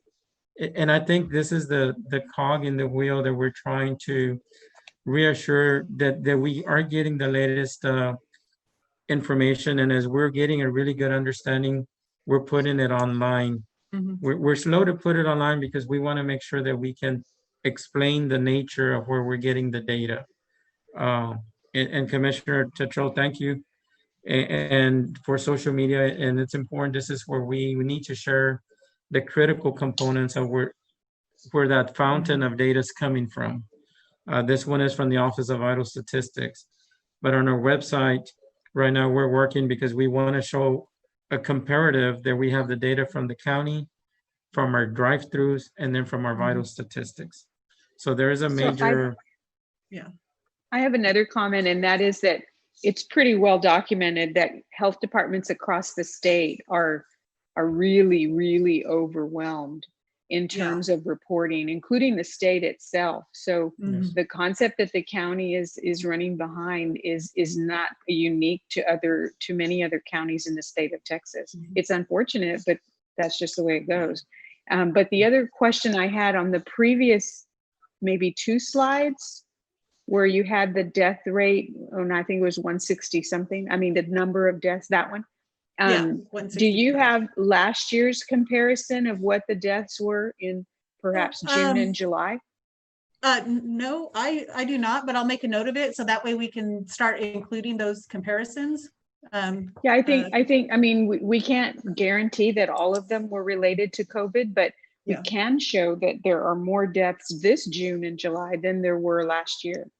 Right, and then we would show all types deaths and then COVID mortality death rates. Yeah. Right. Yeah. And I just as a forethought, I have a meeting on Thursday with the UT, and that's one of the things that I wanted to discuss with them is how to more properly data analyze some of this so that our numbers can be more accurate when in our reporting, and see if there's anything that maybe we need to ask or request to help facilitate that that movement, because we do want to provide the best and most accurate information to the residents of Brownsville.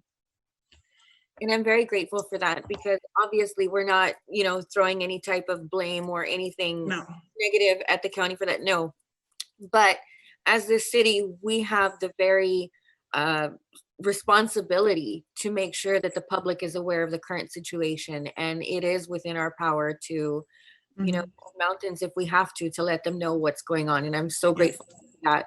Do you have the slide? It might be further in your presentation, so I might be out of line for asking.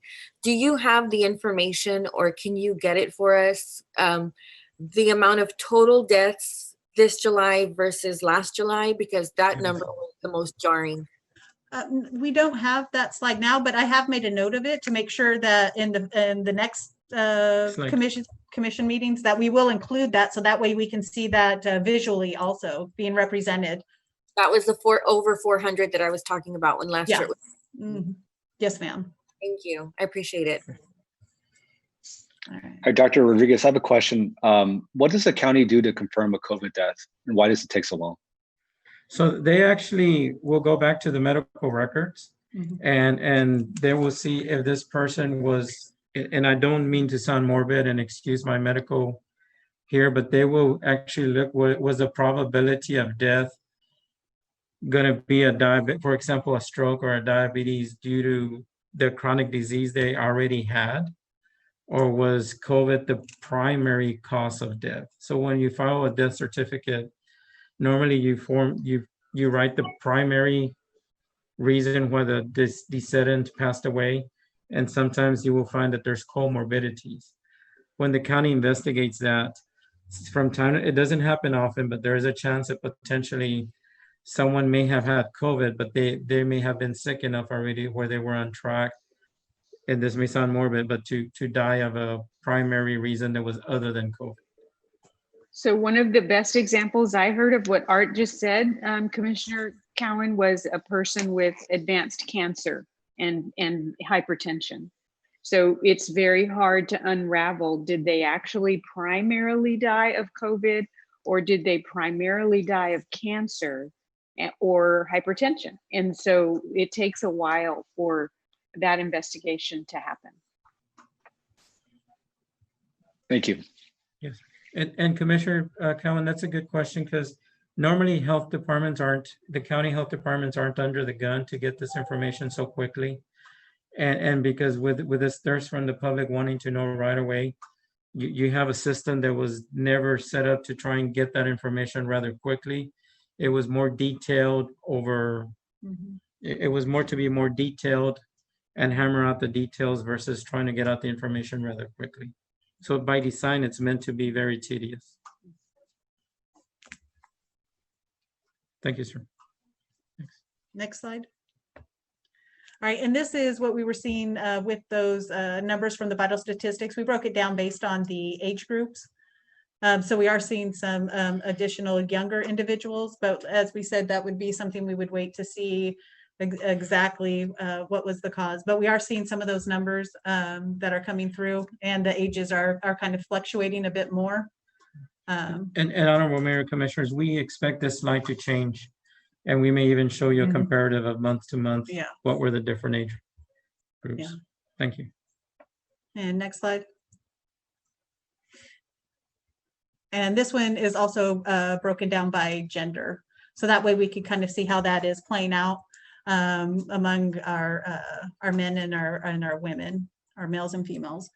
So that way we get a more complete picture, especially if we are seeing some of these affect a particular age group or a particular gender more so. And like, as we've mentioned, you know, as we keep moving along, our information is getting better. We're developing better networks and collaboration, so that way we can provide the best. And it's always kind of a work in progress, because we don't have those 2 months to have a team of scientists tear apart your work and then rebuild it to make it better. So we kind of oftentimes try to let people know that it's at any moment, depending on what the situation is on the ground, and as new research becomes available, and that some of these numbers may change or fluctuate just as the situation has changed. We don't have the 100 years of expertise behind the disease, so we do expect at any moment for some of that to change, and for us to have to revise what we had previously thought or had reported on.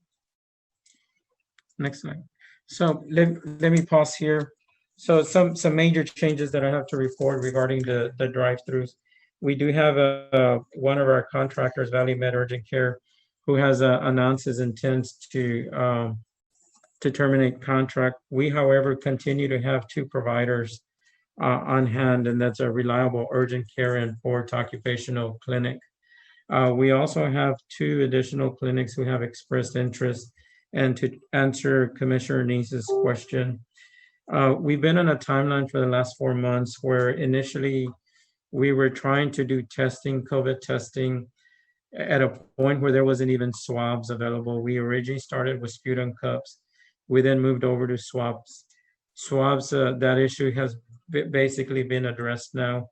We now find ourselves with more providers having the capacity to test about 120 days into this event, which gives us as a city more latitude In addition, the last 30 days, we've added capacity by adding the UTRGV laboratory as one of our assets. And because we've added that, we now have the ability in-house to be able to send our own samples to UTRGV and get those results back.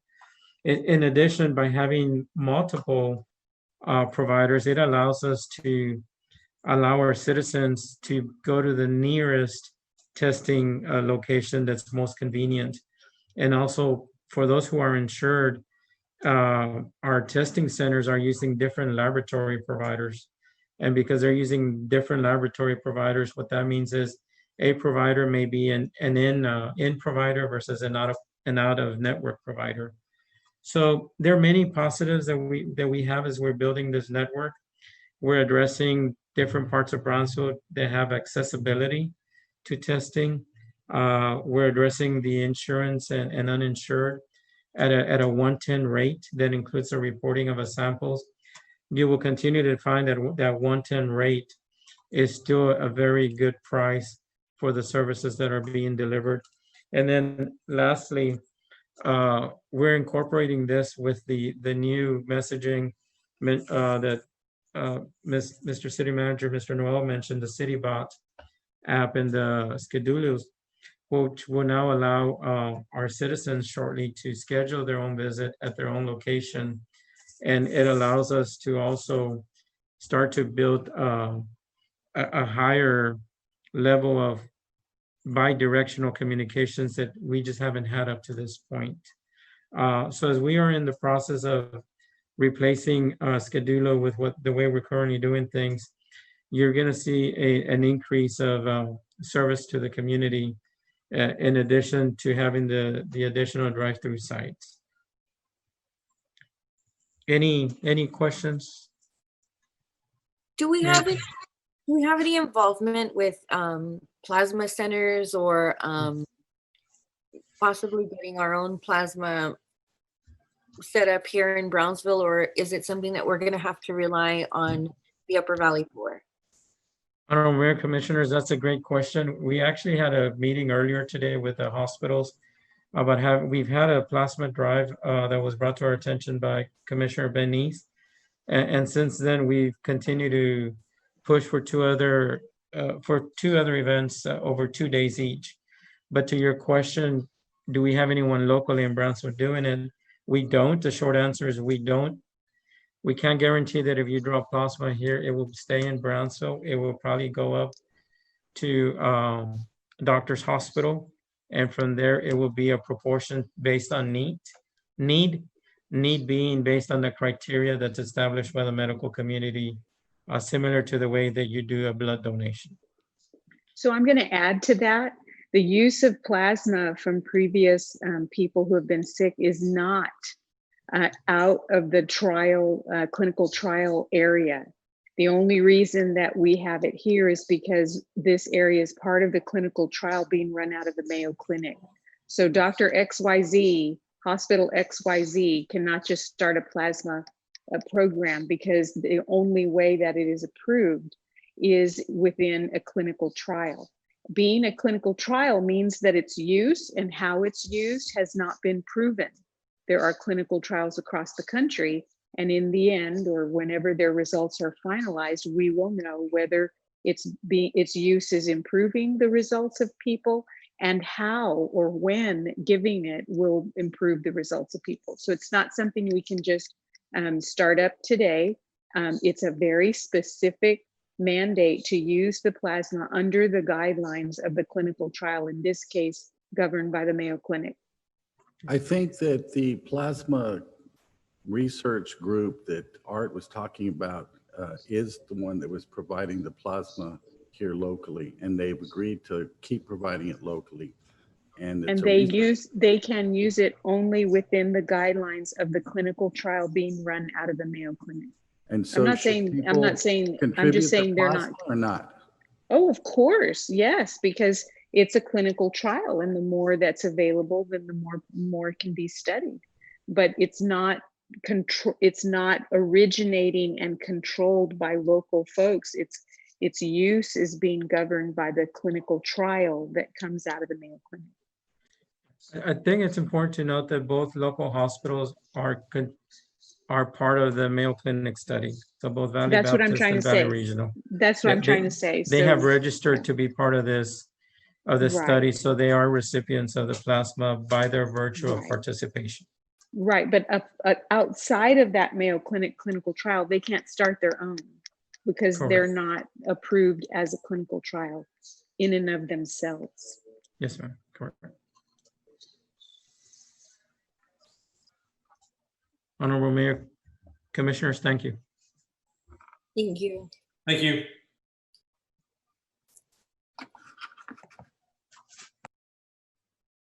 Next, we have a work session number 4, presentation of International Boundary Water Commission updates. Mayor, Commissioners, this is a brief update on our efforts with IBWC. Next slide. As you know, there's been some issues in the area of Amigo Land, or really what we call the area south of the levee, of the IBWC levee. So on April, just giving you a little background, on April 12, 2018, the IBWC through correspondence informed the city of Brownsville of construction restrictions in the Rio Grande floodway or the area south of the IBWC levee. This includes the Amigo Land area, and it also includes the riverfront development area, potential riverfront development area. And they also informed the city of a requirement for hydraulic modeling before any additional construction is permitted. So given this letter, we met with IBWC to discuss not only this issue, but also the Fort Brown issue and some other areas sometime in the early 2019. And we said, basically, can you give us a draft scope of work for the hydraulic modeling that you're proposing and that the city would have to undertake? So the initial estimates for the original scope of work, it basically made it unfeasible, and it ranged anywhere between $500,000 to $750,000. This is work that is highly technical. It requires engineering, it requires surveying. So this isn't something that could potentially be done in-house. Next slide. In November of 2019, after meeting with some property owners in the area, we decided to try to negotiate with IBWC a reduced scope of work, get them the information that they need to comply with the treaty, and to allow for development in the area. On April 6th, after some of our initial conversations, IBWC issued a letter to the city of Brownsville that seemingly expanded the modeling requirements. So instead of doing less, or instead of making it less expensive, they were actually making it more expensive. So we went back to the drawing board and we said, IBWC, if you really want to be a good partner to the city of Brownsville, we need to come back to the table, and we need to really consider how we get you the information that you need. And so through the efforts of staff, working with IBWC, working with our consultant Ambiotech, we worked on multiple draft scopes, and we finally agreed to the final draft of this scope. And the final draft of the scope, well, the letter where IBWC accepts the scope of work is included in the agenda item, the action item later on in this agenda. And so that letter was written on July 21st, 2020 of this year, so just maybe about a week or two ago. And so now we're bringing this item before you. And so just a little bit about the area south of the, next slide, the area south of the levee. Next slide. You can see the area here is the area in yellow. Some of this area is developed. Some of this area is protected by, U.S. Fish and Wildlife property, or the Sable Palm Sanctuary. The target of this proposal is really the one that has the most development potential, is really the area closest to downtown, which is what we refer to as the Omegaland area. But total, there's about 3,500 acres south of the levee. So if you think about this hydraulic study and what it would do and how it would basically create a path for development, not only in the Omegaland area, but maybe alleviate or make the process a little simpler in other parts of Brownsville. Next slide. So we took a look at the taxable value here, the taxable value in basically what currently exists at the Omegaland area. So you have about, it's on the bottom right, they have about $29 million, $29.1 million in taxable value, which equals out to about $200,000 in city revenue when you multiply it times the 70 cents. So where do we go from here? Next slide.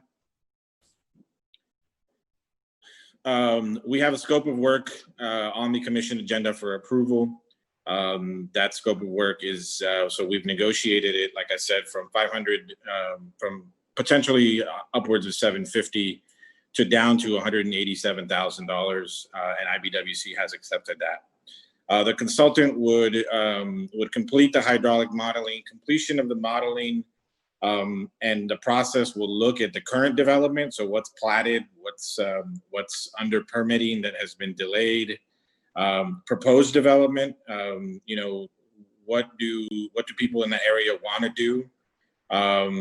Does IDEA, for example, one question, does IDEA have an expansion plan? So that would have to be included as part of the modeling. So the idea for the modeling, just generally, is that the treaty that IBWC enforces says that you cannot build structures in the floodway or south of the levee that would push water into any country. So you can't build something that would push water into Mexico, and Mexico can't build anything that would push water to us.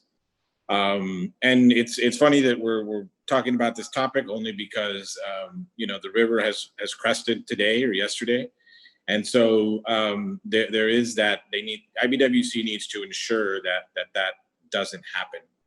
And so, like I said, it'll look at current, proposed, and future development plans for the Omegaland and the downtown area on the south side of the levee. And we think that there will be no impact shown, or we might identify a way to remediate some of that impact. But if the study comes out positive, then development would basically be green lighted by IBWC, and therefore the city could then permit that development. And so that is just basically the 8-minute version, however long it took me. It has been quite a challenge to negotiate with IBWC, but I think we're here and we're in the right spot, and look forward to continuing this project. And I'll entertain any questions at this time. I have a question. Yes, the sir. The map in the slide that's titled Land South of the Levee. Yes, sir. The yellow areas or whatever color that is. Yeah. That is going to be covered by the study, the $187,000 hydraulic study, all that area that's shaded?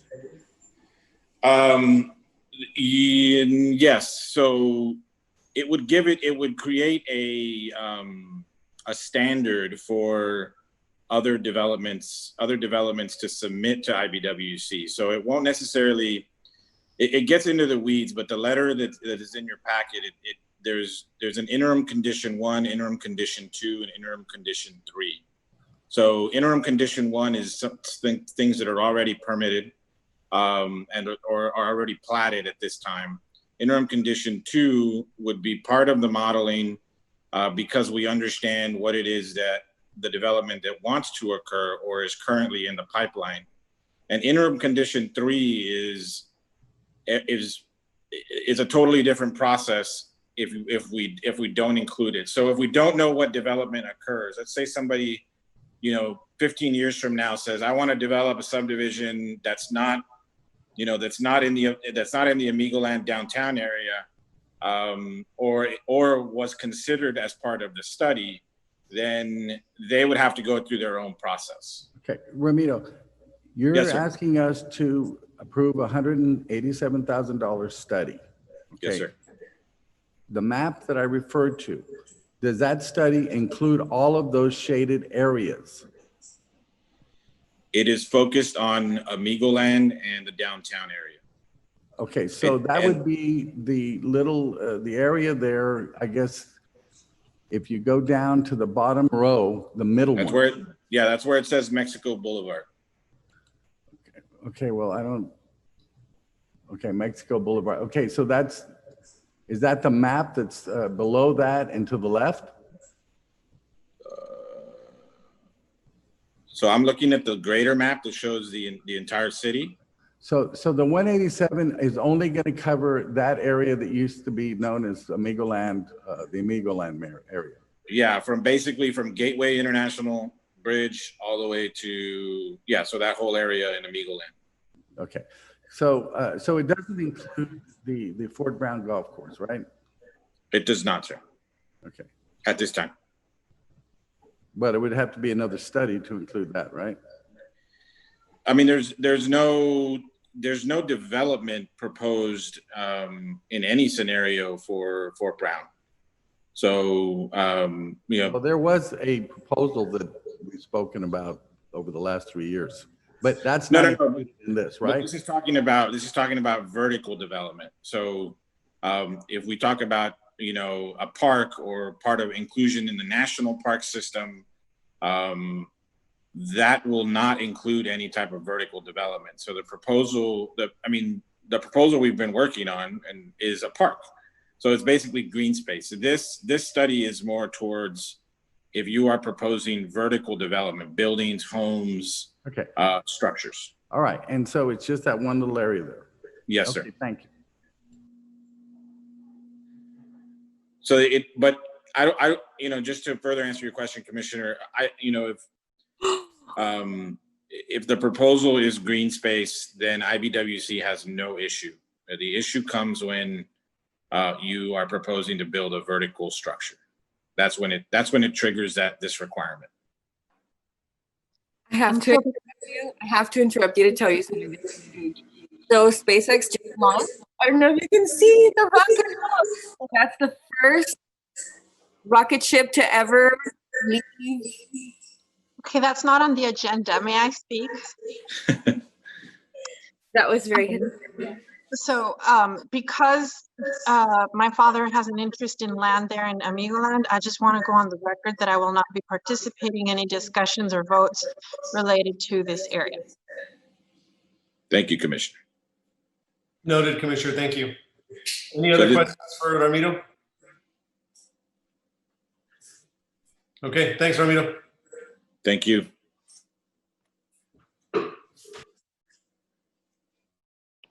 So next, we have consent agenda items. Do we have any motions? Motion to approve. We have a motion to approve. Do I have a second? Second. We have a motion and a second. Any discussion? So this is just a work session. This isn't the voting. Correct. Item. That's correct. later on in the agenda. It's on the commissioner. It's on the agenda later. We have a motion and a second. Any further discussion? Those in favor? Aye. Aye. Aye. Those Aye. opposed? Motion passes. Thank you.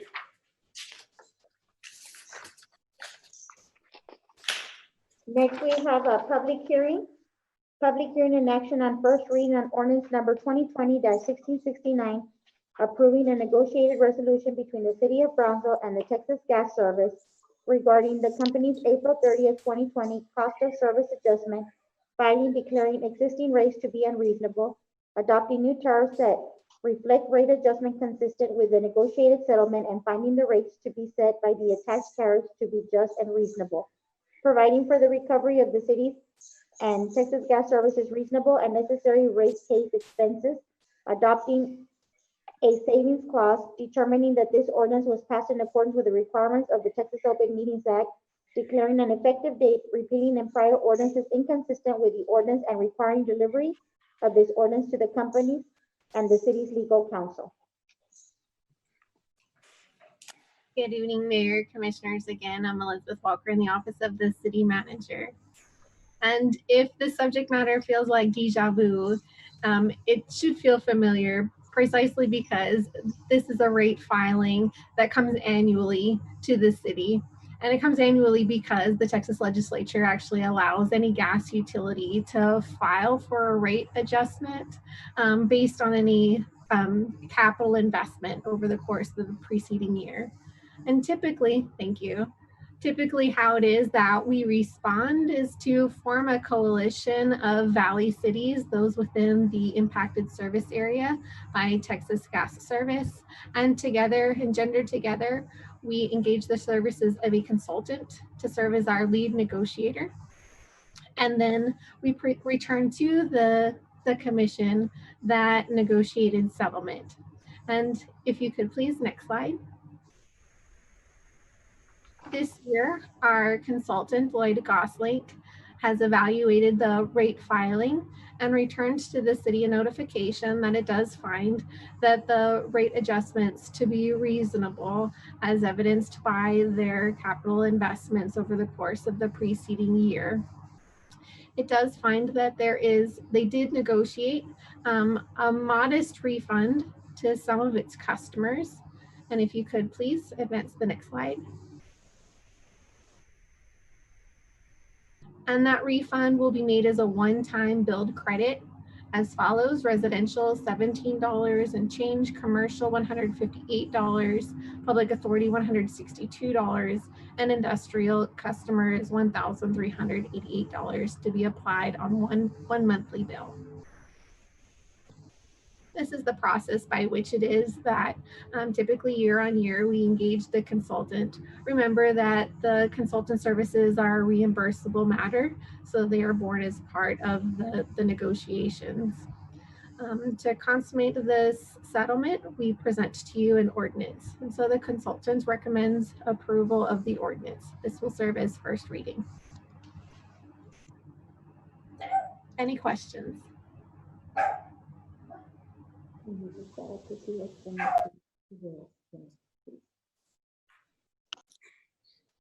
This is a public hearing. Is there anybody here on this item? Okay, now a motion to close public hearing.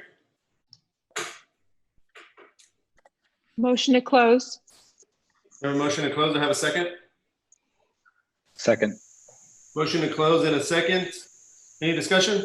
Those in favor? Aye. Aye. Those opposed? Okay, do I have a motion on the item? Motion to approve. We have a motion to approve. Do I have a second? Second. Motion and a second. Any further discussion? Those in favor? Aye. Aye. Aye. Those opposed? Motion passes. Thank you.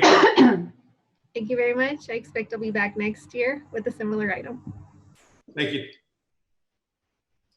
Next, we have items for individual consideration. Number 1, consideration action to approve a memorandum of understanding between the Housing Authority and the City of Brownsville regarding a joint application for a Choice Neighborhoods Planning Grant. Hi, good evening, Honorable Mayor and City Commissioners. My name is Marina Solesi. I'm the Assistant to the City Manager. Tonight, we bring before you consideration and action to approve the MOU that will commit the City of Brownsville to be the co-applicant with the Housing Authority for the City of Brownsville for the submission of a Choice Neighborhood Planning Grant. Tonight, it is my pleasure to introduce, we have 2 representatives from the Housing Authority for the City of Brownsville. We have Chairman Luis Eduardo Garduño, as well as HACB CEO, Ms. Carla Mancha, who is with us this evening. Chairman Garduño. Hi, good evening. My name is Luis Eduardo Garduño, as they mentioned, Chairman of the Housing Authority of Brownsville. I'm here before you to communicate that the HACB Board of Commissioners approved the MOU on July 27th meeting. In addition, the Brownsville Housing Opportunity Corporation, which is a nonprofit corporation of the Housing Authority, will pay for the grant writer services that will assist the Housing Authority in the city of Brownsville in the development and submission of the application. In addition, the Housing Authority will invest in the required third-party reports for the application and has also initiated the procurement for the grant coordinator that will be required once we are awarded in the planning grant. Finally, before I bring in our CEO, Carla Mancha, I wanted to thank you for your time and service to our community. The Housing Authority and Board and Administration will always be available and ready to assist the city with any program and project that will aid in the quality of life of the residents of the city of Brownsville. Thank you, Chairman. Thank you, Chairman, and thank you, Mayor and City Commissioners for allowing us to present this item this evening. First of all, with the HUD Choice Neighborhood Program, this program was initiated back during the Obama administration in 2010, and there are two parts to the HUD Choice Neighborhood Program, which is the planning grant program and then also the implementation grant program. So for this evening, we are asking for your support to submit an application for the planning process. And I believe that most of you do know that we were awarded a HUD Choice Neighborhood Planning grant back in 2016, the Housing Authority working with the City of Brownsville.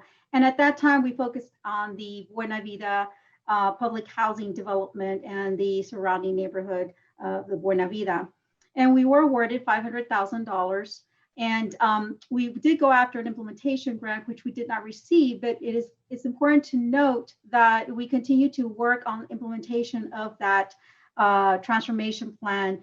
For example, the development of Poinsettia Gardens at Boca Chica, which is housing strategy 1 listed in the transformation plan, which is a little bit over $24 million investment in our community.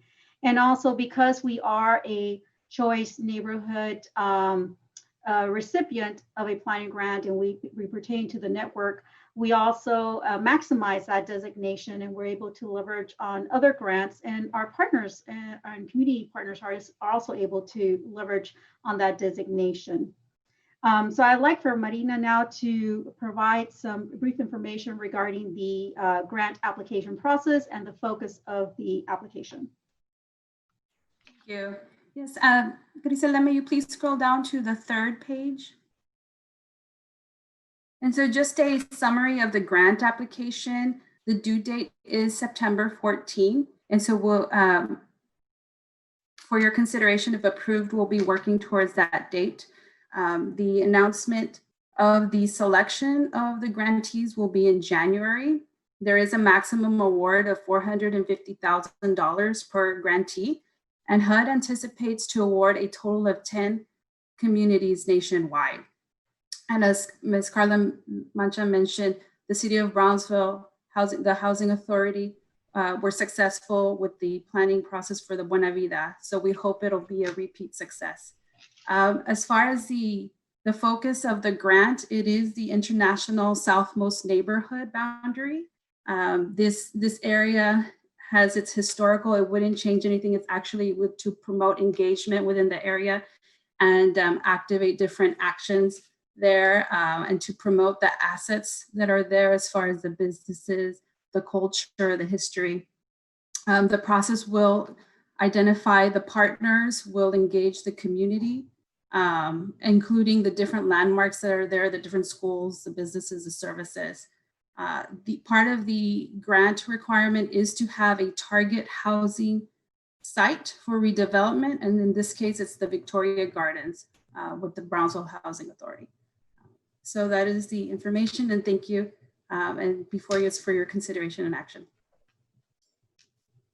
Thank I'll you. move that we approve the motion, the memorandum of understanding. I look forward to working on it. It's going to be awesome for District 1. That area will benefit greatly. So I hope they get the planning grant, and I hope that they get to implement it too soon. Thank you. Second the motion. We have a motion and a second. Any further discussion? Those in favor? Aye. Aye. Aye. Aye. Those opposed? Motion passes. Thank you all for your work. Let's Thank hope we you. get it. Thank you. Thank you. Mayor, so I have to point out that 6 years ago to the day, SpaceX announced their arrival here at Boca Chica Beach, and how ironic that 6 years to the day, they just launched the first ever vehicle to leave our soil. Congratulations, SpaceX. Congrats. They like to do stuff on anniversaries. They do. I was so excited. Ms. Ramirez, are you presenting on the next item? Next, we have action item number 2, consideration and action on the 10th amended declaration of local disaster for public health emergency.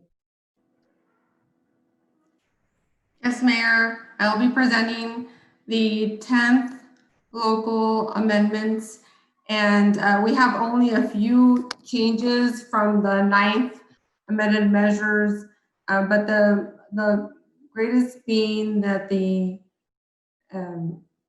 Browns bingo halls must ensure at least 8 feet of social distancing between tables. I need to add feet to that bullet point. And also the Brownsville Golf Center may reopen in strict compliance with the terms required by the Texas Department of State Health Services and city requirements. The other small changes speak to private events on city or private facilities of more than 10 persons should not take place. And that's basically stating that what we want to do is that we don't really want to encourage gatherings of 10 people or more. And that's discouraging because it does, it can be detrimental to and increase the spreading of the pandemic and COVID-19. It was my Basically, those are the major bullet points and the measures requested to go into effect today until the next city commission meeting, which would be the 18th. Ms. Ramirez, it was my understanding already that the no more than 10 individuals was already in place. Either I thought we had that in place already, or the county had put that in place. So I think we're just being consistent with other entities. That was already in place. That's my understanding. Yes, it was. There's just a slight change in language, but yes, that was already in place since the last measures. Right. Okay. Is there any questions? Do I have a motion to approve? Oh, wait, may I bring up something just so that it goes on the record? I was speaking with Dr. Rodriguez earlier today. So if this new bingo hall is a curbside bingo or drive-up bingo, as however they choose to call it, even though it's outdoors, if you have more than 100 people congregating, don't they still require special permission from the city or county, from the mayor or the county judge to be able to do that? I mean, I know it's a way to get around or to expand their capacity, but I think that's something we need to look into. You're correct, Commissioner. If it's over 100, they need permission from either me or Judge Trevino. So you're right. I wasn't aware that they were trying to claim that they're an outdoor bingo hall. That's the first I hear of it. But if they ask me for permission, I can go on record saying, no, they're not. I'm not going to grant that permission for more than 100 outdoors. I haven't granted any. I've gotten a couple of requests. I haven't granted any, and I intend to be consistent on that. So I don't see any need for that. So thanks for pointing that out, but I'm not aware of it. Or if you have a wait line to get in, I mean, I haven't been out there, but someone sent me pictures of people waiting in line, even though it was appropriately distanced. But if you have that much of an interest in people going, I mean, it's concerning because as other people have pointed out, it's not an essential activity. You do risk the continuation of spreading the virus, and well, it's just a risk that maybe is not necessary. Honorable Mayor, Commissioners, we did address that situation on day one, the social distancing, and we actually gave them a notice to comply where the people needed to wait in the vehicle and they were called up to come up so that they wouldn't form a line. The second part about an outdoor bingo, the people are actually waiting inside their respective vehicles to avoid the over a certain number of people congregating outside. So as long as those individuals are in their vehicle, that they are not outdoors, but inside the respective vehicles, it doesn't trigger. Now, if the bingo attendee gets out of the vehicle, then it does put them in a situation that we will address with ordinance enforcement, violating of more than 10 people at any time, or beyond the 25% of an establishment. Thank you, Dr. Rodriguez. Yes, sir. Looking for a motion on this? I'll make the motion to approve. We have a motion. We have a motion and a second. Any further discussion? Those in favor? Aye. Aye. Aye. Those opposed? Motion passes. Thank you. Thank you. Thank you. Next, we have agenda item number 3, consideration action to approve resolution number 2020-069, a request by the Brownsville Community Improvement Corporation authorizing the waiver fee in lieu of park land dedication assessment in the amount of $2,866 as required by chapter 322 of the subdivision ordinance. Good evening, Mayor and members of the commission. This item is a request by the GBIC to secure a waiver of fee assessment in lieu of parkland dedication. It's on a 8.9 acre tract out of a 168 acre development. Staff's recommendation is for approval. Just a correction that the request is from the Brownsville Community Improvement Corporation, not GBIC. Got it. Thank you. I'll make a motion to approve that. We have a motion to approve. Do I have a second? Second. Motion and a second. Any further discussion? Those in favor? Aye. Aye. Aye. Those opposed? Motion passes. Thank you. Thank you, Mayor, City Commission. Thank you. Next, we have action item number 4, consideration and action to approve the designation of United States Department of Housing and Urban Development Community Development Block Grant and Emergency Solution Grant CARES Act funding for round 1. Being Honorable Mayor and City Commissioners, tonight I will be presenting to you the City of Brownsville's proposed allocations for the CARES Act funding for Community Development Block Grant and Emergency Solutions Grant, known as CDBG and ESG, for round 1. Next slide, please. Next slide, please.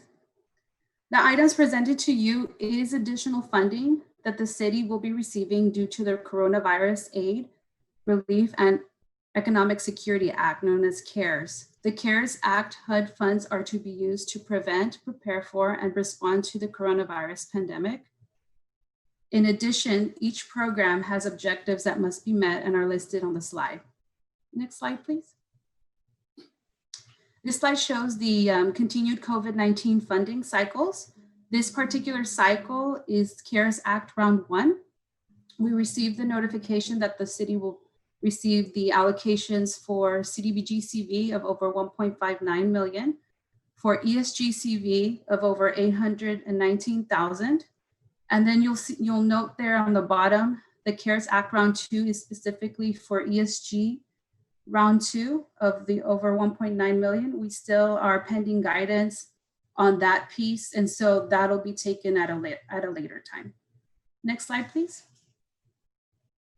So these are the CDBG and ESG COVID categories in response to COVID, reviewed and approved by City Commission back in May, and their respective funding amounts. And after Commission approved the categories, we went through a NOFA process for the round 1 funding. Next slide. A total of 17 applications were submitted for round 1 for COVID-19, 16 of which are being recommended for funding. Next slide, please. On this slide, you'll notice the CDBG CV round 1 proposed awards.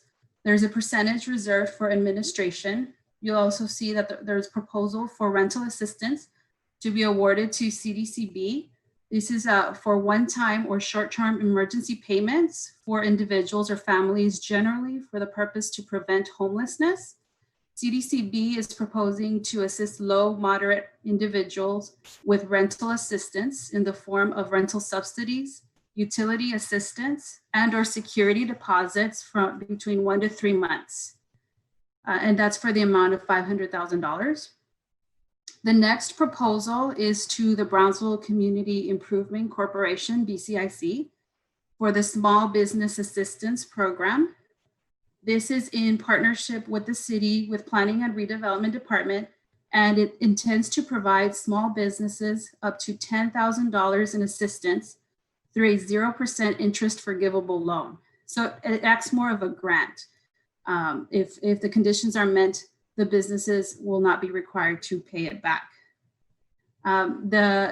This application was very competitive. BCIC is proposing and will match a total of $525,000 to this program, leveraging this program to be over $1 million that will be able to assist up to 100 small businesses. The next proposal is the City of Brownsville Health Services.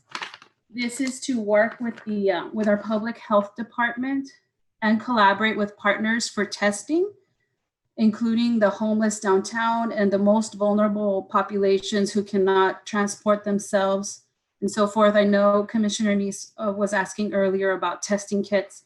This would help provide for testing kits, for example, to administer tests downtown for the homeless. The next category is for food distribution and food vouchers. This category has $200,000 set aside. There were a lot more requests than the funding that's available. The requests were $374,000. The following is the proposed funding in different funding, which provides support in different areas as far as the community where transportation and access to food is an issue. And these programs will help close the gap. So the proposal is Brownsville Wellness Coalition for food vouchers to provide food for low, moderate income families that have been impacted by COVID, to the Food Bank of Rio Grande, distribution for food at no cost. This is specifically to the public housing clients, specifically for Buena Vida, Linda Vista Housing Development, Via del Sol properties. Good Neighbor Settlement House to help serve the low mod individuals through their Mesa Llena program at their location to provide food for low mod and for the homeless. And for Ozanam, you'll notice there's a different amount there. This is actually a little bit more than what they requested. The amount recommended is listed there, and this is to provide assistance for food at their location. And so these are the proposals for the CDBG round one on that portion. I have a question, or are you done yet, Marina? Oh, I'm not done, but I can answer questions, Commissioner. Oh, no, go ahead. You can finish. Are you sure? The next one will be ESG. It's a separate program. Okay. Next slide, please. Well, okay, then I'll ask my question. Yes. I apologize. I apologize. So my question, if you can go back to the previous slide. The Brownsville Wellness, I don't understand the breakdown of the food in terms of the food bank and the Brownsville Wellness Coalition. We all know that the Brownsville Wellness Coalition is devoted to the city of Brownsville entirely for over a decade. And they are the ones that are in charge of food distribution. So I don't understand why you're separating money separately to the food bank, who's just going to give that food to the Brownsville Wellness Coalition to distribute. And they're going to hire someone from the Upper Valley to manage that program, as opposed to giving money to the Brownsville Wellness Coalition, who can then simply buy the food from the food bank and hire someone from Brownsville to run that portion of the program. So I don't have anything against the food bank, but they have not been in the past committed to Brownsville per se, and they're going to hire someone not from Brownsville. And they're going to end up giving the food to the Brownsville Wellness Coalition anyway for distribution. So I don't understand that. Yes, Commissioner. And as far as that proposal on behalf of the food bank, the proposal was to distribute food in the public housing. The way they structured it, or they proposed the structure, is to do it directly between the food bank and the housing authority. Well, I think that the but- Brownsville Wellness Coalition would be able to do the same thing, especially if they had the No, I- financial support to do so. I agree. Yes, and so these are proposals, and the good thing is these that are listed are eligible to provide the services. So it's up to the commission if you like to make adjustments, you can do so. I think we I should just think that we should support local, and we've done so in the past. And if the result is the same in terms of the food going to the people who need them, and a job is created in Brownsville, then that's an important consideration. I agree with you on that one.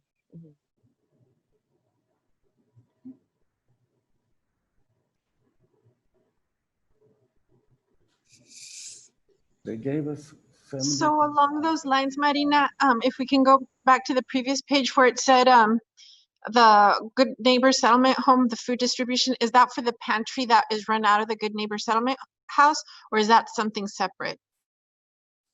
Yes, it's for the Mesa Llena at the Good Neighbor Settlement House.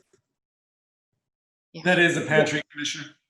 Okay, so then, yeah, I agree with Dr. Gowan that it just doesn't make sense unless you're trying to use it as a way to lure them into coming here, right? If as part of that new building where Bero's going to be. But okay. They're already committed to be in the building. And at this point, I'm sure they have their hands full in Hidalgo County with this crisis. I just, that's just my opinion. Mm-hmm. I'm with you with that one. Yes, thank you. Thank you, Commissioner. Yeah, so these are the proposed amounts. The commission may reduce or increase the amounts. They are eligible applications and eligible organizations with the proposals that they've submitted. Are there any more questions specific to the CDBG proposed awards?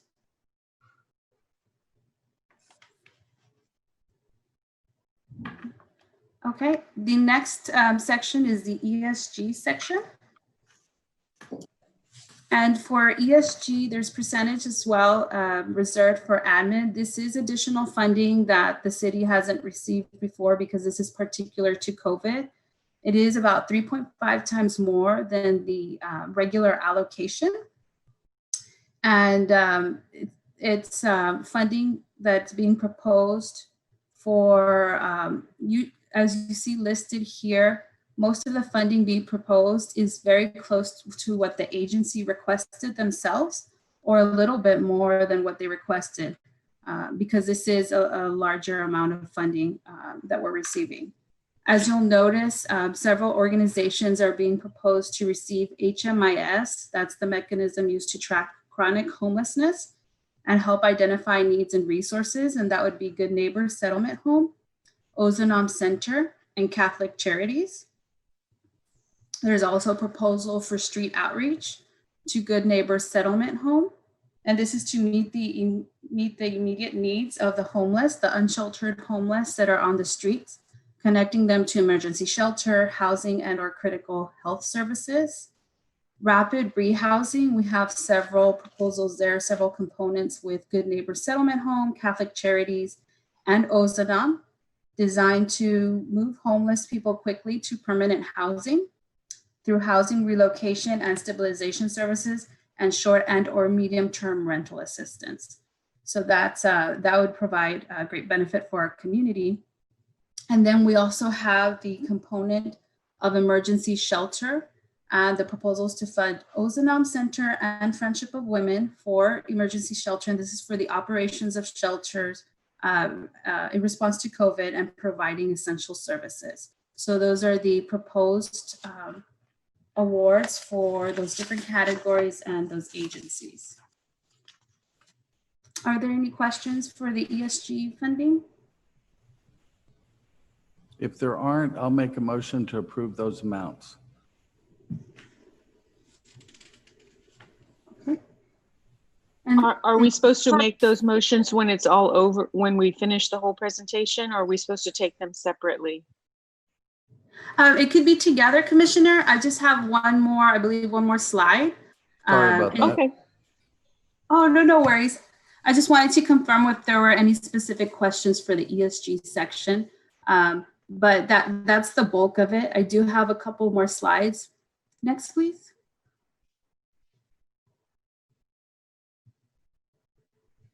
This is just an overview again of the different CARES Act, the CDBG and ESG funding. As you'll notice at the bottom portion, we did go to City Commission for the substantial amendment that was required to add the COVID funding to the plans. There was information sessions and virtual meetings June the 9th and the 17th. The NOFA was released with the application on June 22nd, and then the reviews through July, and present proposals to City Commission today. Next slide, please. And that concludes the presentation of the proposed awards. I'm happy to answer any questions. Well, I'd like to commend you for that hard work. That was pretty difficult, I'm sure, trying to allocate those funds, and you still have some more to go. But if there are no questions, then I would make a motion to approve these the funding the way it was presented. I have a quick question. What was the application that got denied? Yes, thank you, Commissioner. Can we go back to the slide on the CDBG, please? So the application that was not proposed was under the Small Business Assistance, and that was LIFT Fund. And the reason for that it wasn't recommended is because BCIC is proposing to match this program with $525,000. So that would be a total leverage of the program itself to go over $1 million. So it would provide a greater impact to the businesses. Thank you. I believe I am Mayor Pro Tem now. Is that right, Griselda? Yes, ma'am. The mayor just stepped out of the meeting at 7:34, and you are the Mayor Pro Tem. Okay, so Commissioner Neese, can you clarify your motion with respect to the Brownsville Wellness Coalition and Food Bank? You said as presented. Did you want to change? If somebody wants to make a change, I'll withdraw my motion. But I didn't hear anyone question any of the amounts until just now. I did. Okay. I Sorry did. about that. Griselda, am I able to make a motion, or Nurith, are you? Or I can do it. I'll do it. Okay, go ahead. I'll suggest that we approve the allocations, except that what was allotted to the RGV Food Bank for distribution of food to the Housing Authority instead be allocated to the Brownsville Wellness Coalition so that they can do that and distribute the food to the Housing Authority directly. But besides that, everything should still be the same as presented. Then I'll So we have a second that. motion and a second. All in favor? Aye. Aye. Aye. Motion passes. Item 5. Next, we have action item number 5, Commission. consideration and action to acknowledge the Cameron Appraisal District Chief's Appraiser Certification of the City of Brownsville 2020 tax roll. Good evening, Honorable Commissioners. I'll briefly go over a presentation that will cover the majority of the next 4 agenda items, just as an overview. This is a truth in taxation process. This process is set out by the Texas Constitution or the Texas Code, Chapter 26. And basically, part of the taxation process is we draft a budget, we calculate the tax rate, make public notices, hold public hearings, and then we adopt the tax rate. Next slide, please.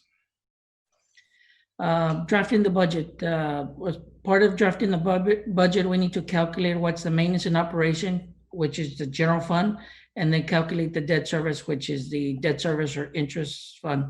The chief appraiser prepared and certifies the taxable values of properties for the taxing unit.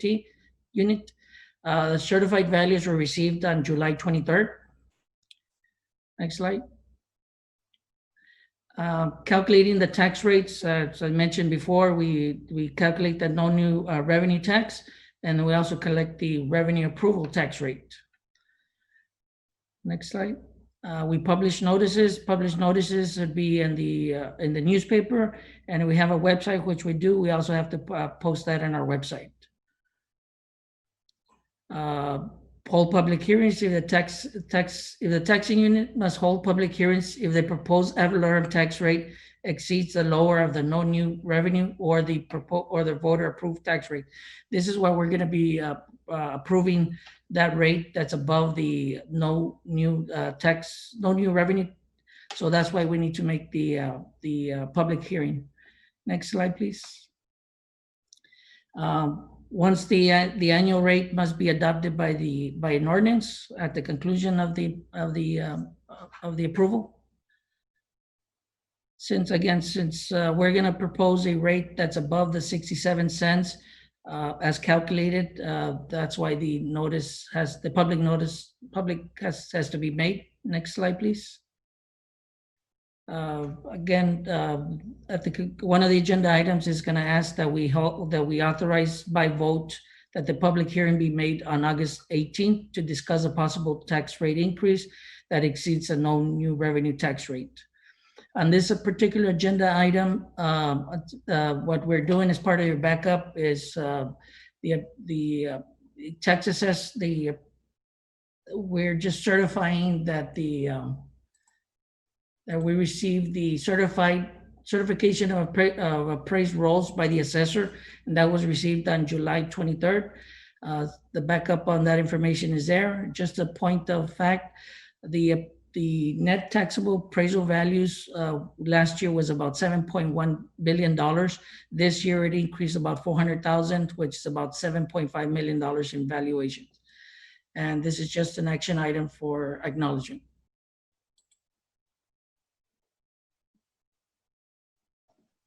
Do we have a motion to approve? I'll move to approve.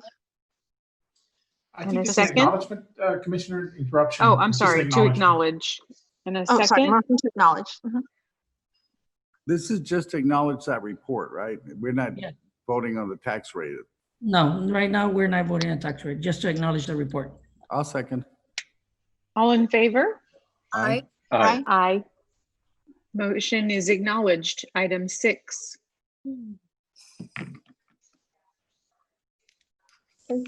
Item number 6, consideration and action to acknowledge the finance director's certification of the estimated ad valorem tax debt collection rate for tax year 2020 and the excess debt tax collections for tax year 2019. Again, part of the truth in taxation process, we must calculate two tax rates. One is the debt collection rate for tax year 2020 and the excess debt tax collection rate. Under Senate Bill 2 on Property Code 26.04, it determines that we need to choose the lower of the last 3 fiscal years. The lower of the tax collection rate of the preceding 3 years is 101.4%. And this is the amount that we're certifying as the 2020 anticipated collection rate. And then for the certified of the excess tax debt collection for fiscal year 2019 is at will be $0. The reason it's $0 is because on the Excel worksheet during last year's, we indicated we were going to collect about $16.3 million. We actually collected 17.8. So we exceeded that. Our rate, the excess amount is going to be 0. And this is also an acknowledgement item. We need a motion to acknowledge. I'll move. Do we have a second? Second. All in favor? Aye. Aye. Motion is acknowledged. Next, item 7. Item 7, consideration and action to acknowledge the finance director's calculation of the city's no new revenue and voter approval tax rates for tax year 2020 or fiscal year 2021. Yes, this calculation, after we get the certified appraisal rolls, we do a comprehensive calculation worksheet that's part of your report. We actually collaborate with the county to verify these numbers. We go back and forth until we make sure that the calculations are accurate. And the worksheet is attached to the agenda backup. And again, we're just requesting that you acknowledge the calculation based on the worksheet attached.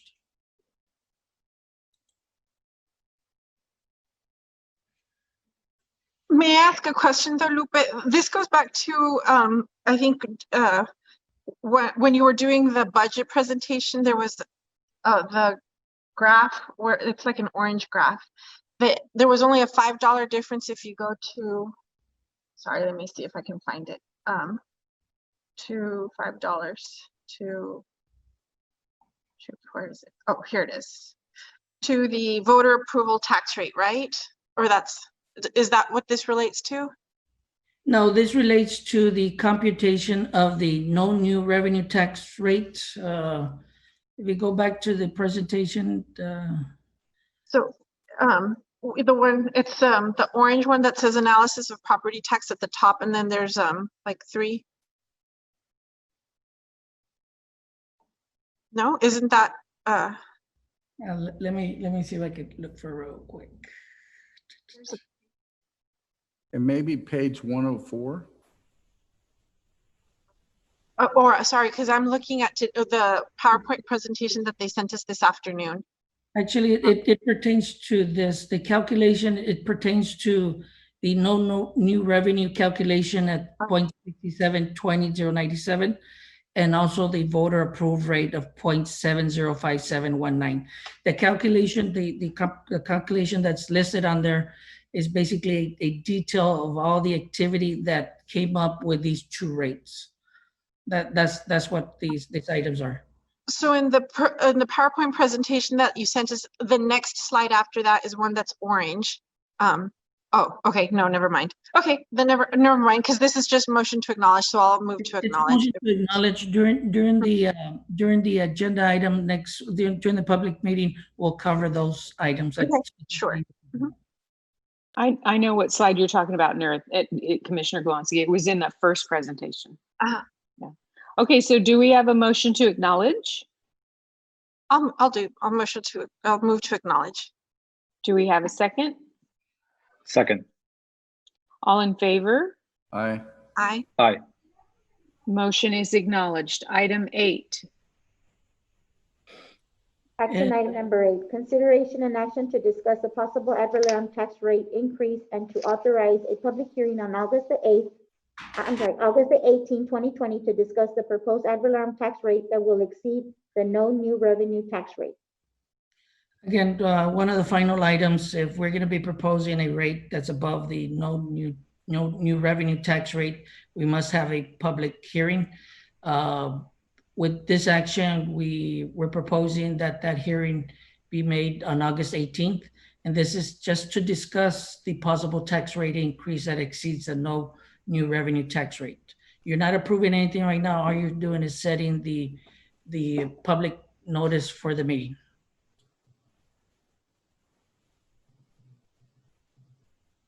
Okay, so this is to pass, right? Yes. No longer acknowledged. So motion, do we have a motion to pass? To set it for a date, right? For August 18th, I'll move to set it for a hearing on August 18th. Second. And we have a second. Everyone in favor? Aye. Aye. Aye. Aye. Motion passes. Item 9. Thank you. Consideration and action on resolution number 2020-073 to authorize a waiver of penalty fees and interest fees of hotel occupancy tax collection for Livermore Hospitality, LLC, DBA Homewood Suites between November 2019 and February 2020. Good evening, Honorable Mayor and City Commission. I'm Monica Tellem, the manager for the Brownsville Convention and Visitors Bureau. Tonight, I'm here to present to y'all a request for Livermore DBA, the Homewood Suites, to waive late fees and interest fees for November 1st, 2019 to February 29th, 2020 for a total amount of $2,589.23. The Homewood Suites is otherwise up to date with their payments, but I'm happy to answer any other questions should y'all have any.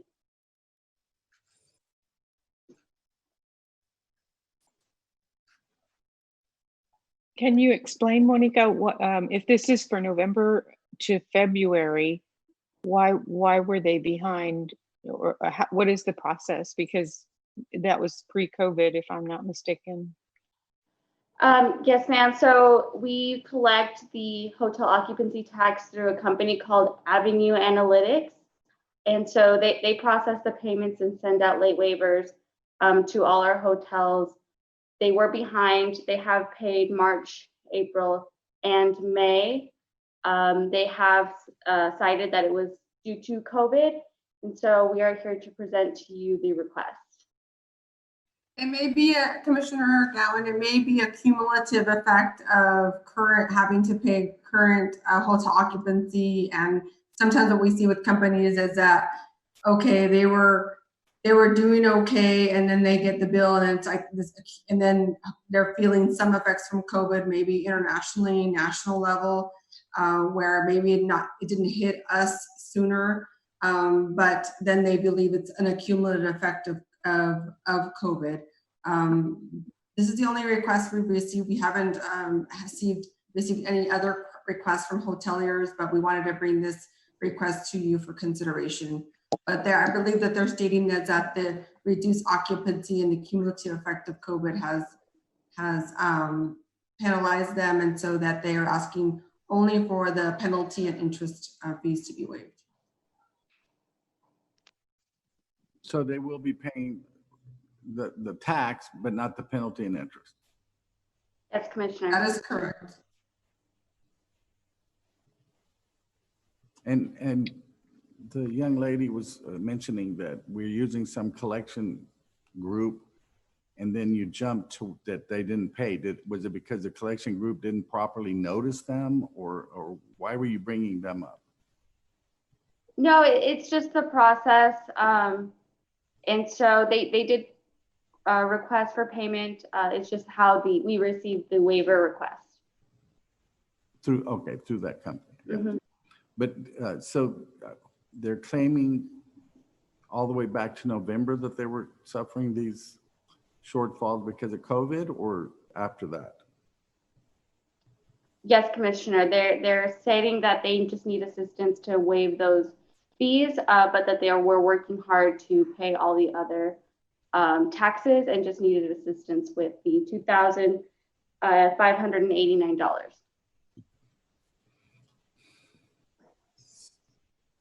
So if you prorate it though, because the local emergency wasn't declared until March 17th, how much would the late fee be between November and March 17th or whatever, or when the actual emergency was declared? The late fee between November and March? Yes. The penalty they're asking to be waived from November to February, isn't it? Yes, sir. So it's approximately. It's 4 months. Yes. Just doing quick math here. It's about $2,200. So then they're asking to waive the late fee only for those months where we were still not affected by the pandemic? That was my question. Yeah, right? Yeah. So then I don't understand why we're allowing it. Well, we're just presenting to you because it was requested and staff cannot make that determination. It has to come to the City Commission for consideration, and that's why we're here before you. You absolutely can deny and not accept this waiver, or you can choose to approve it. It's up to you. There's my opinion. I can go with it. So. All right, anyone else have any thoughts on this matter?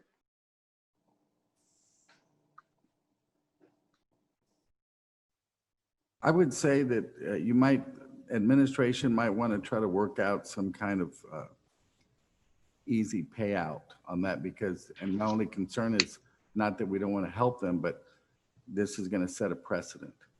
And I don't know if we're going to be able to deal with that. So I would, as an alternative, just encourage you to make some easy payments and along with their future payments, just add on a little bit, something like that. And we can take that into consideration and say that maybe you spread it out over a longer period to be able to be paid back. Maybe freeze the fees there so they don't continue to accrue. Maybe work with them. Yeah. Yeah, you can maybe abate some of the interest, but the thing is, and if they agree to a payment plan, then you can abate the interest. There wouldn't be any interest accruing at that point.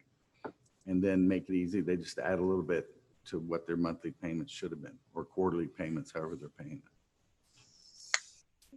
Well, the request that we have now is to fully abate the penalty and interest. So, you know, the commission would like to consider it, not consider it. Maybe you just do penalties, but they have to pay the interest. I mean, it's or they have to pay the full amount, except that we would work through finance and company to spread out the payment over a longer process, but that they have to pay both the penalty and the interest. If no action is taken, then that would leave you open to negotiate with them for a payout. Well, You but wanna haven't they table already it? been negotiating? And that's what the hotel company asked to present to the city commission. But I don't know if y'all negotiated a payout. You're just asking for they're just asking for a waiver of these fees. So we don't know what led up to this. We don't know if there was an offer to pay it over a period of time, a reasonable offer, or anything else other than waiving the penalty and interest. Yes, we could say So one is or the the person other. who's been in contact with the hotel, is it Monica or is it Helen, or can you It's answer Lupe. that? Lupe, do you want to say, Lupe, do you want to speak to that? Actually, the request came in through our collection company, Avunet. They're our collection. They bill and they collect for us. And the billing came, the request came through an email. The email was forwarded over to us. And they just stated that due to COVID reasons, not specific, just in general, that's why they were seeking a waiver of the interest and penalty for that period of time. And like it suggested, that we cannot do that. Administration cannot do that. That's why the item has been brought forth to commission. But again, if no action can be taken, and we could go back to them and try to work out a payment plan where they would pay it all in a longer period of time. So Renee, do we pass the motion with the instruction for city staff to do the, work with them, or do we deny the motion and instruct staff to work with them to develop a better, I don't think there's a motion on the table. Mayor Pro Tem, you can either pass it or you can table Renee? it. Yes, can you hear me? Hello? Yes, now I can. Mhm. Yes, you can either pass it for a time certain without considering it, or you can table the item until it's ready to be reconsidered. So those are, I think, our two options.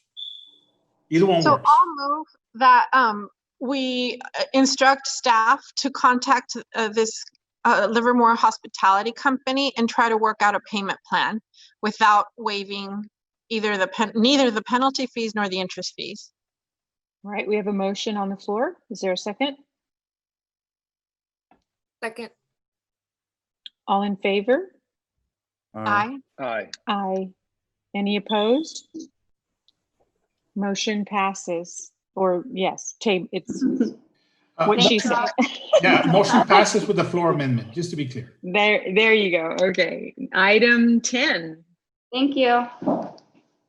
Consideration and action to award a term contract for an on-call term contract for signage and marquee installation for the City of Brownsville with Signs and More LLC, Global Quest Services, and Sign Solutions.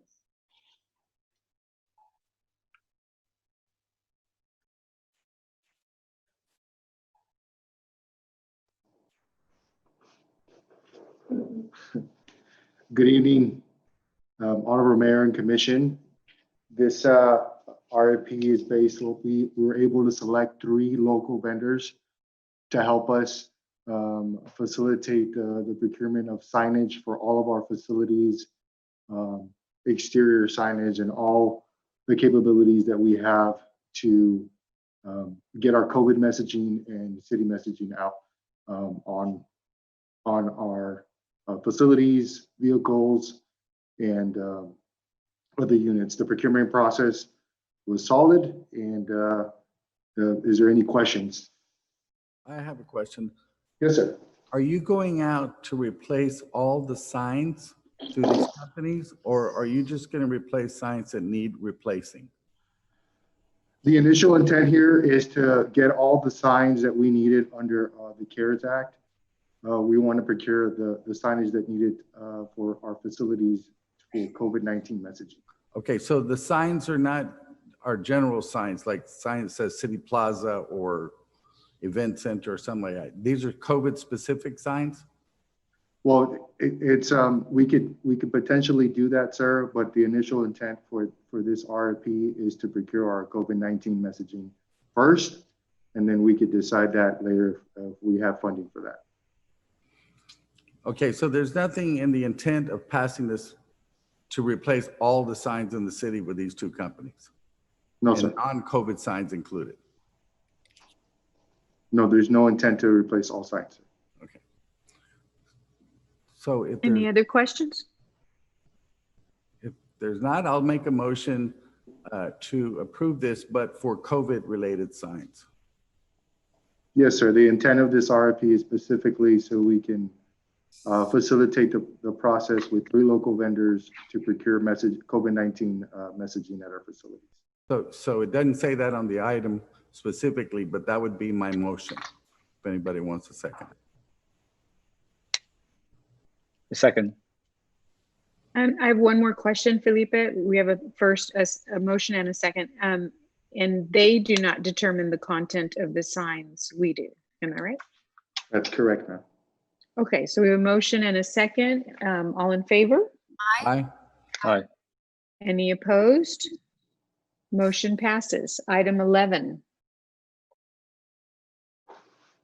Consideration and action to approve a special joint public city commission meeting with the Brownsville Public Utilities Board members on Tuesday, August 11, 2020 at 5 p.m. We have a motion to approve. I'll move to approve, and I yes. Second. All in favor? Aye. You're going to ask Aye. about if there's any discussion, if there's any further. Oh, I'm sorry. Is there any discussion? Yes. So, Mr. Bernal, I had already requested a little bit of information. So if you'll provide me as much as you can prior to that meeting, okay? Yes, Commissioner Neese, there's a meeting scheduled for Thursday from PUB, I believe, or yeah, tomorrow, I think it is. So I talked to Mr. Buziak today, and he's supposed to provide me whatever he wanted to get with his board before releasing any information for a packet. So once that's available, I'll send it over. We are going to send also minutes from 2012, from the 4th quarter of the year, when anything regarding TANASCA was being discussed, and we'll have that in a packet that we'll send to you all on Friday. And you'll have a specific agenda item spelling out some of the different areas that we're going to discuss. Right. Well, it primarily should be related to TANASCA. That's what their proposal was. Okay, well, I spoke to you about another matter. I would like to include that if possible. Okay, yes. We can talk offline. I mean, I want to make sure that anything that needs to be discussed is that the commission provides that. It can be made as part of this motion if you'd like, or I can just talk to Mr. Buziak directly. No, the motion's fine. It's just the items that are going to be put on the subsequent agenda for August 11th. Okay. I have a question. Is it a public meeting or is it going to be behind closed doors? No, it's a public meeting. Great. Any other questions? All right, so we have a motion and a second. All in favor? Aye. Aye. Aye. Any opposed? Motion passes. Item 12.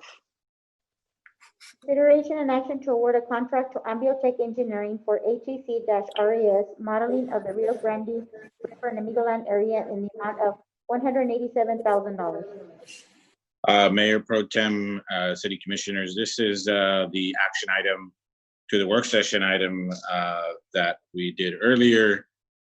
This would just be, us authorizing the contract with the consultant to begin the modeling exercise and working with IBWC to come to a positive result for the entire area. So if I may interrupt, I'm going to sign off. I have a conflict of interest. I will see you all next week. Thank you, Commissioner Glonsky. Miss- All right, does anyone have any comments or questions for this item? Mr. Benitez, is this 187 for the actual study? Hold on, Ben. Do we have a quorum? No, sir. We have three members. Commissioner Cowan, Commissioner Gowan, Commissioner Neese. Oh, wow. Wow. Well, Jessica's here. Oh, wait a minute. Is Commissioner Tetro still on the line? We have a quorum. Okay, so we're good. We're good. All right. Okay, go ahead, Ben. You had a question, Commissioner Neese? I'm just making sure, we've been talking about the hydrology study, right? Yes, sir. Is that what this is? Yes. Okay. So it's not just a study to prepare to do that study for the No. hydrology. This gets us to the answer. Okay, so I make that motion to approve. Second. All in favor? Any discussion? I'm not going to make that mistake. All right, a motion and a second. All in favor? Aye. Aye. Aye. Any opposed? Motion passes. Item 1 under board appointments. For board appointments, we have consideration and action on resolution number 2020-074 to appoint and reappoint members to the Building and Standards Commission.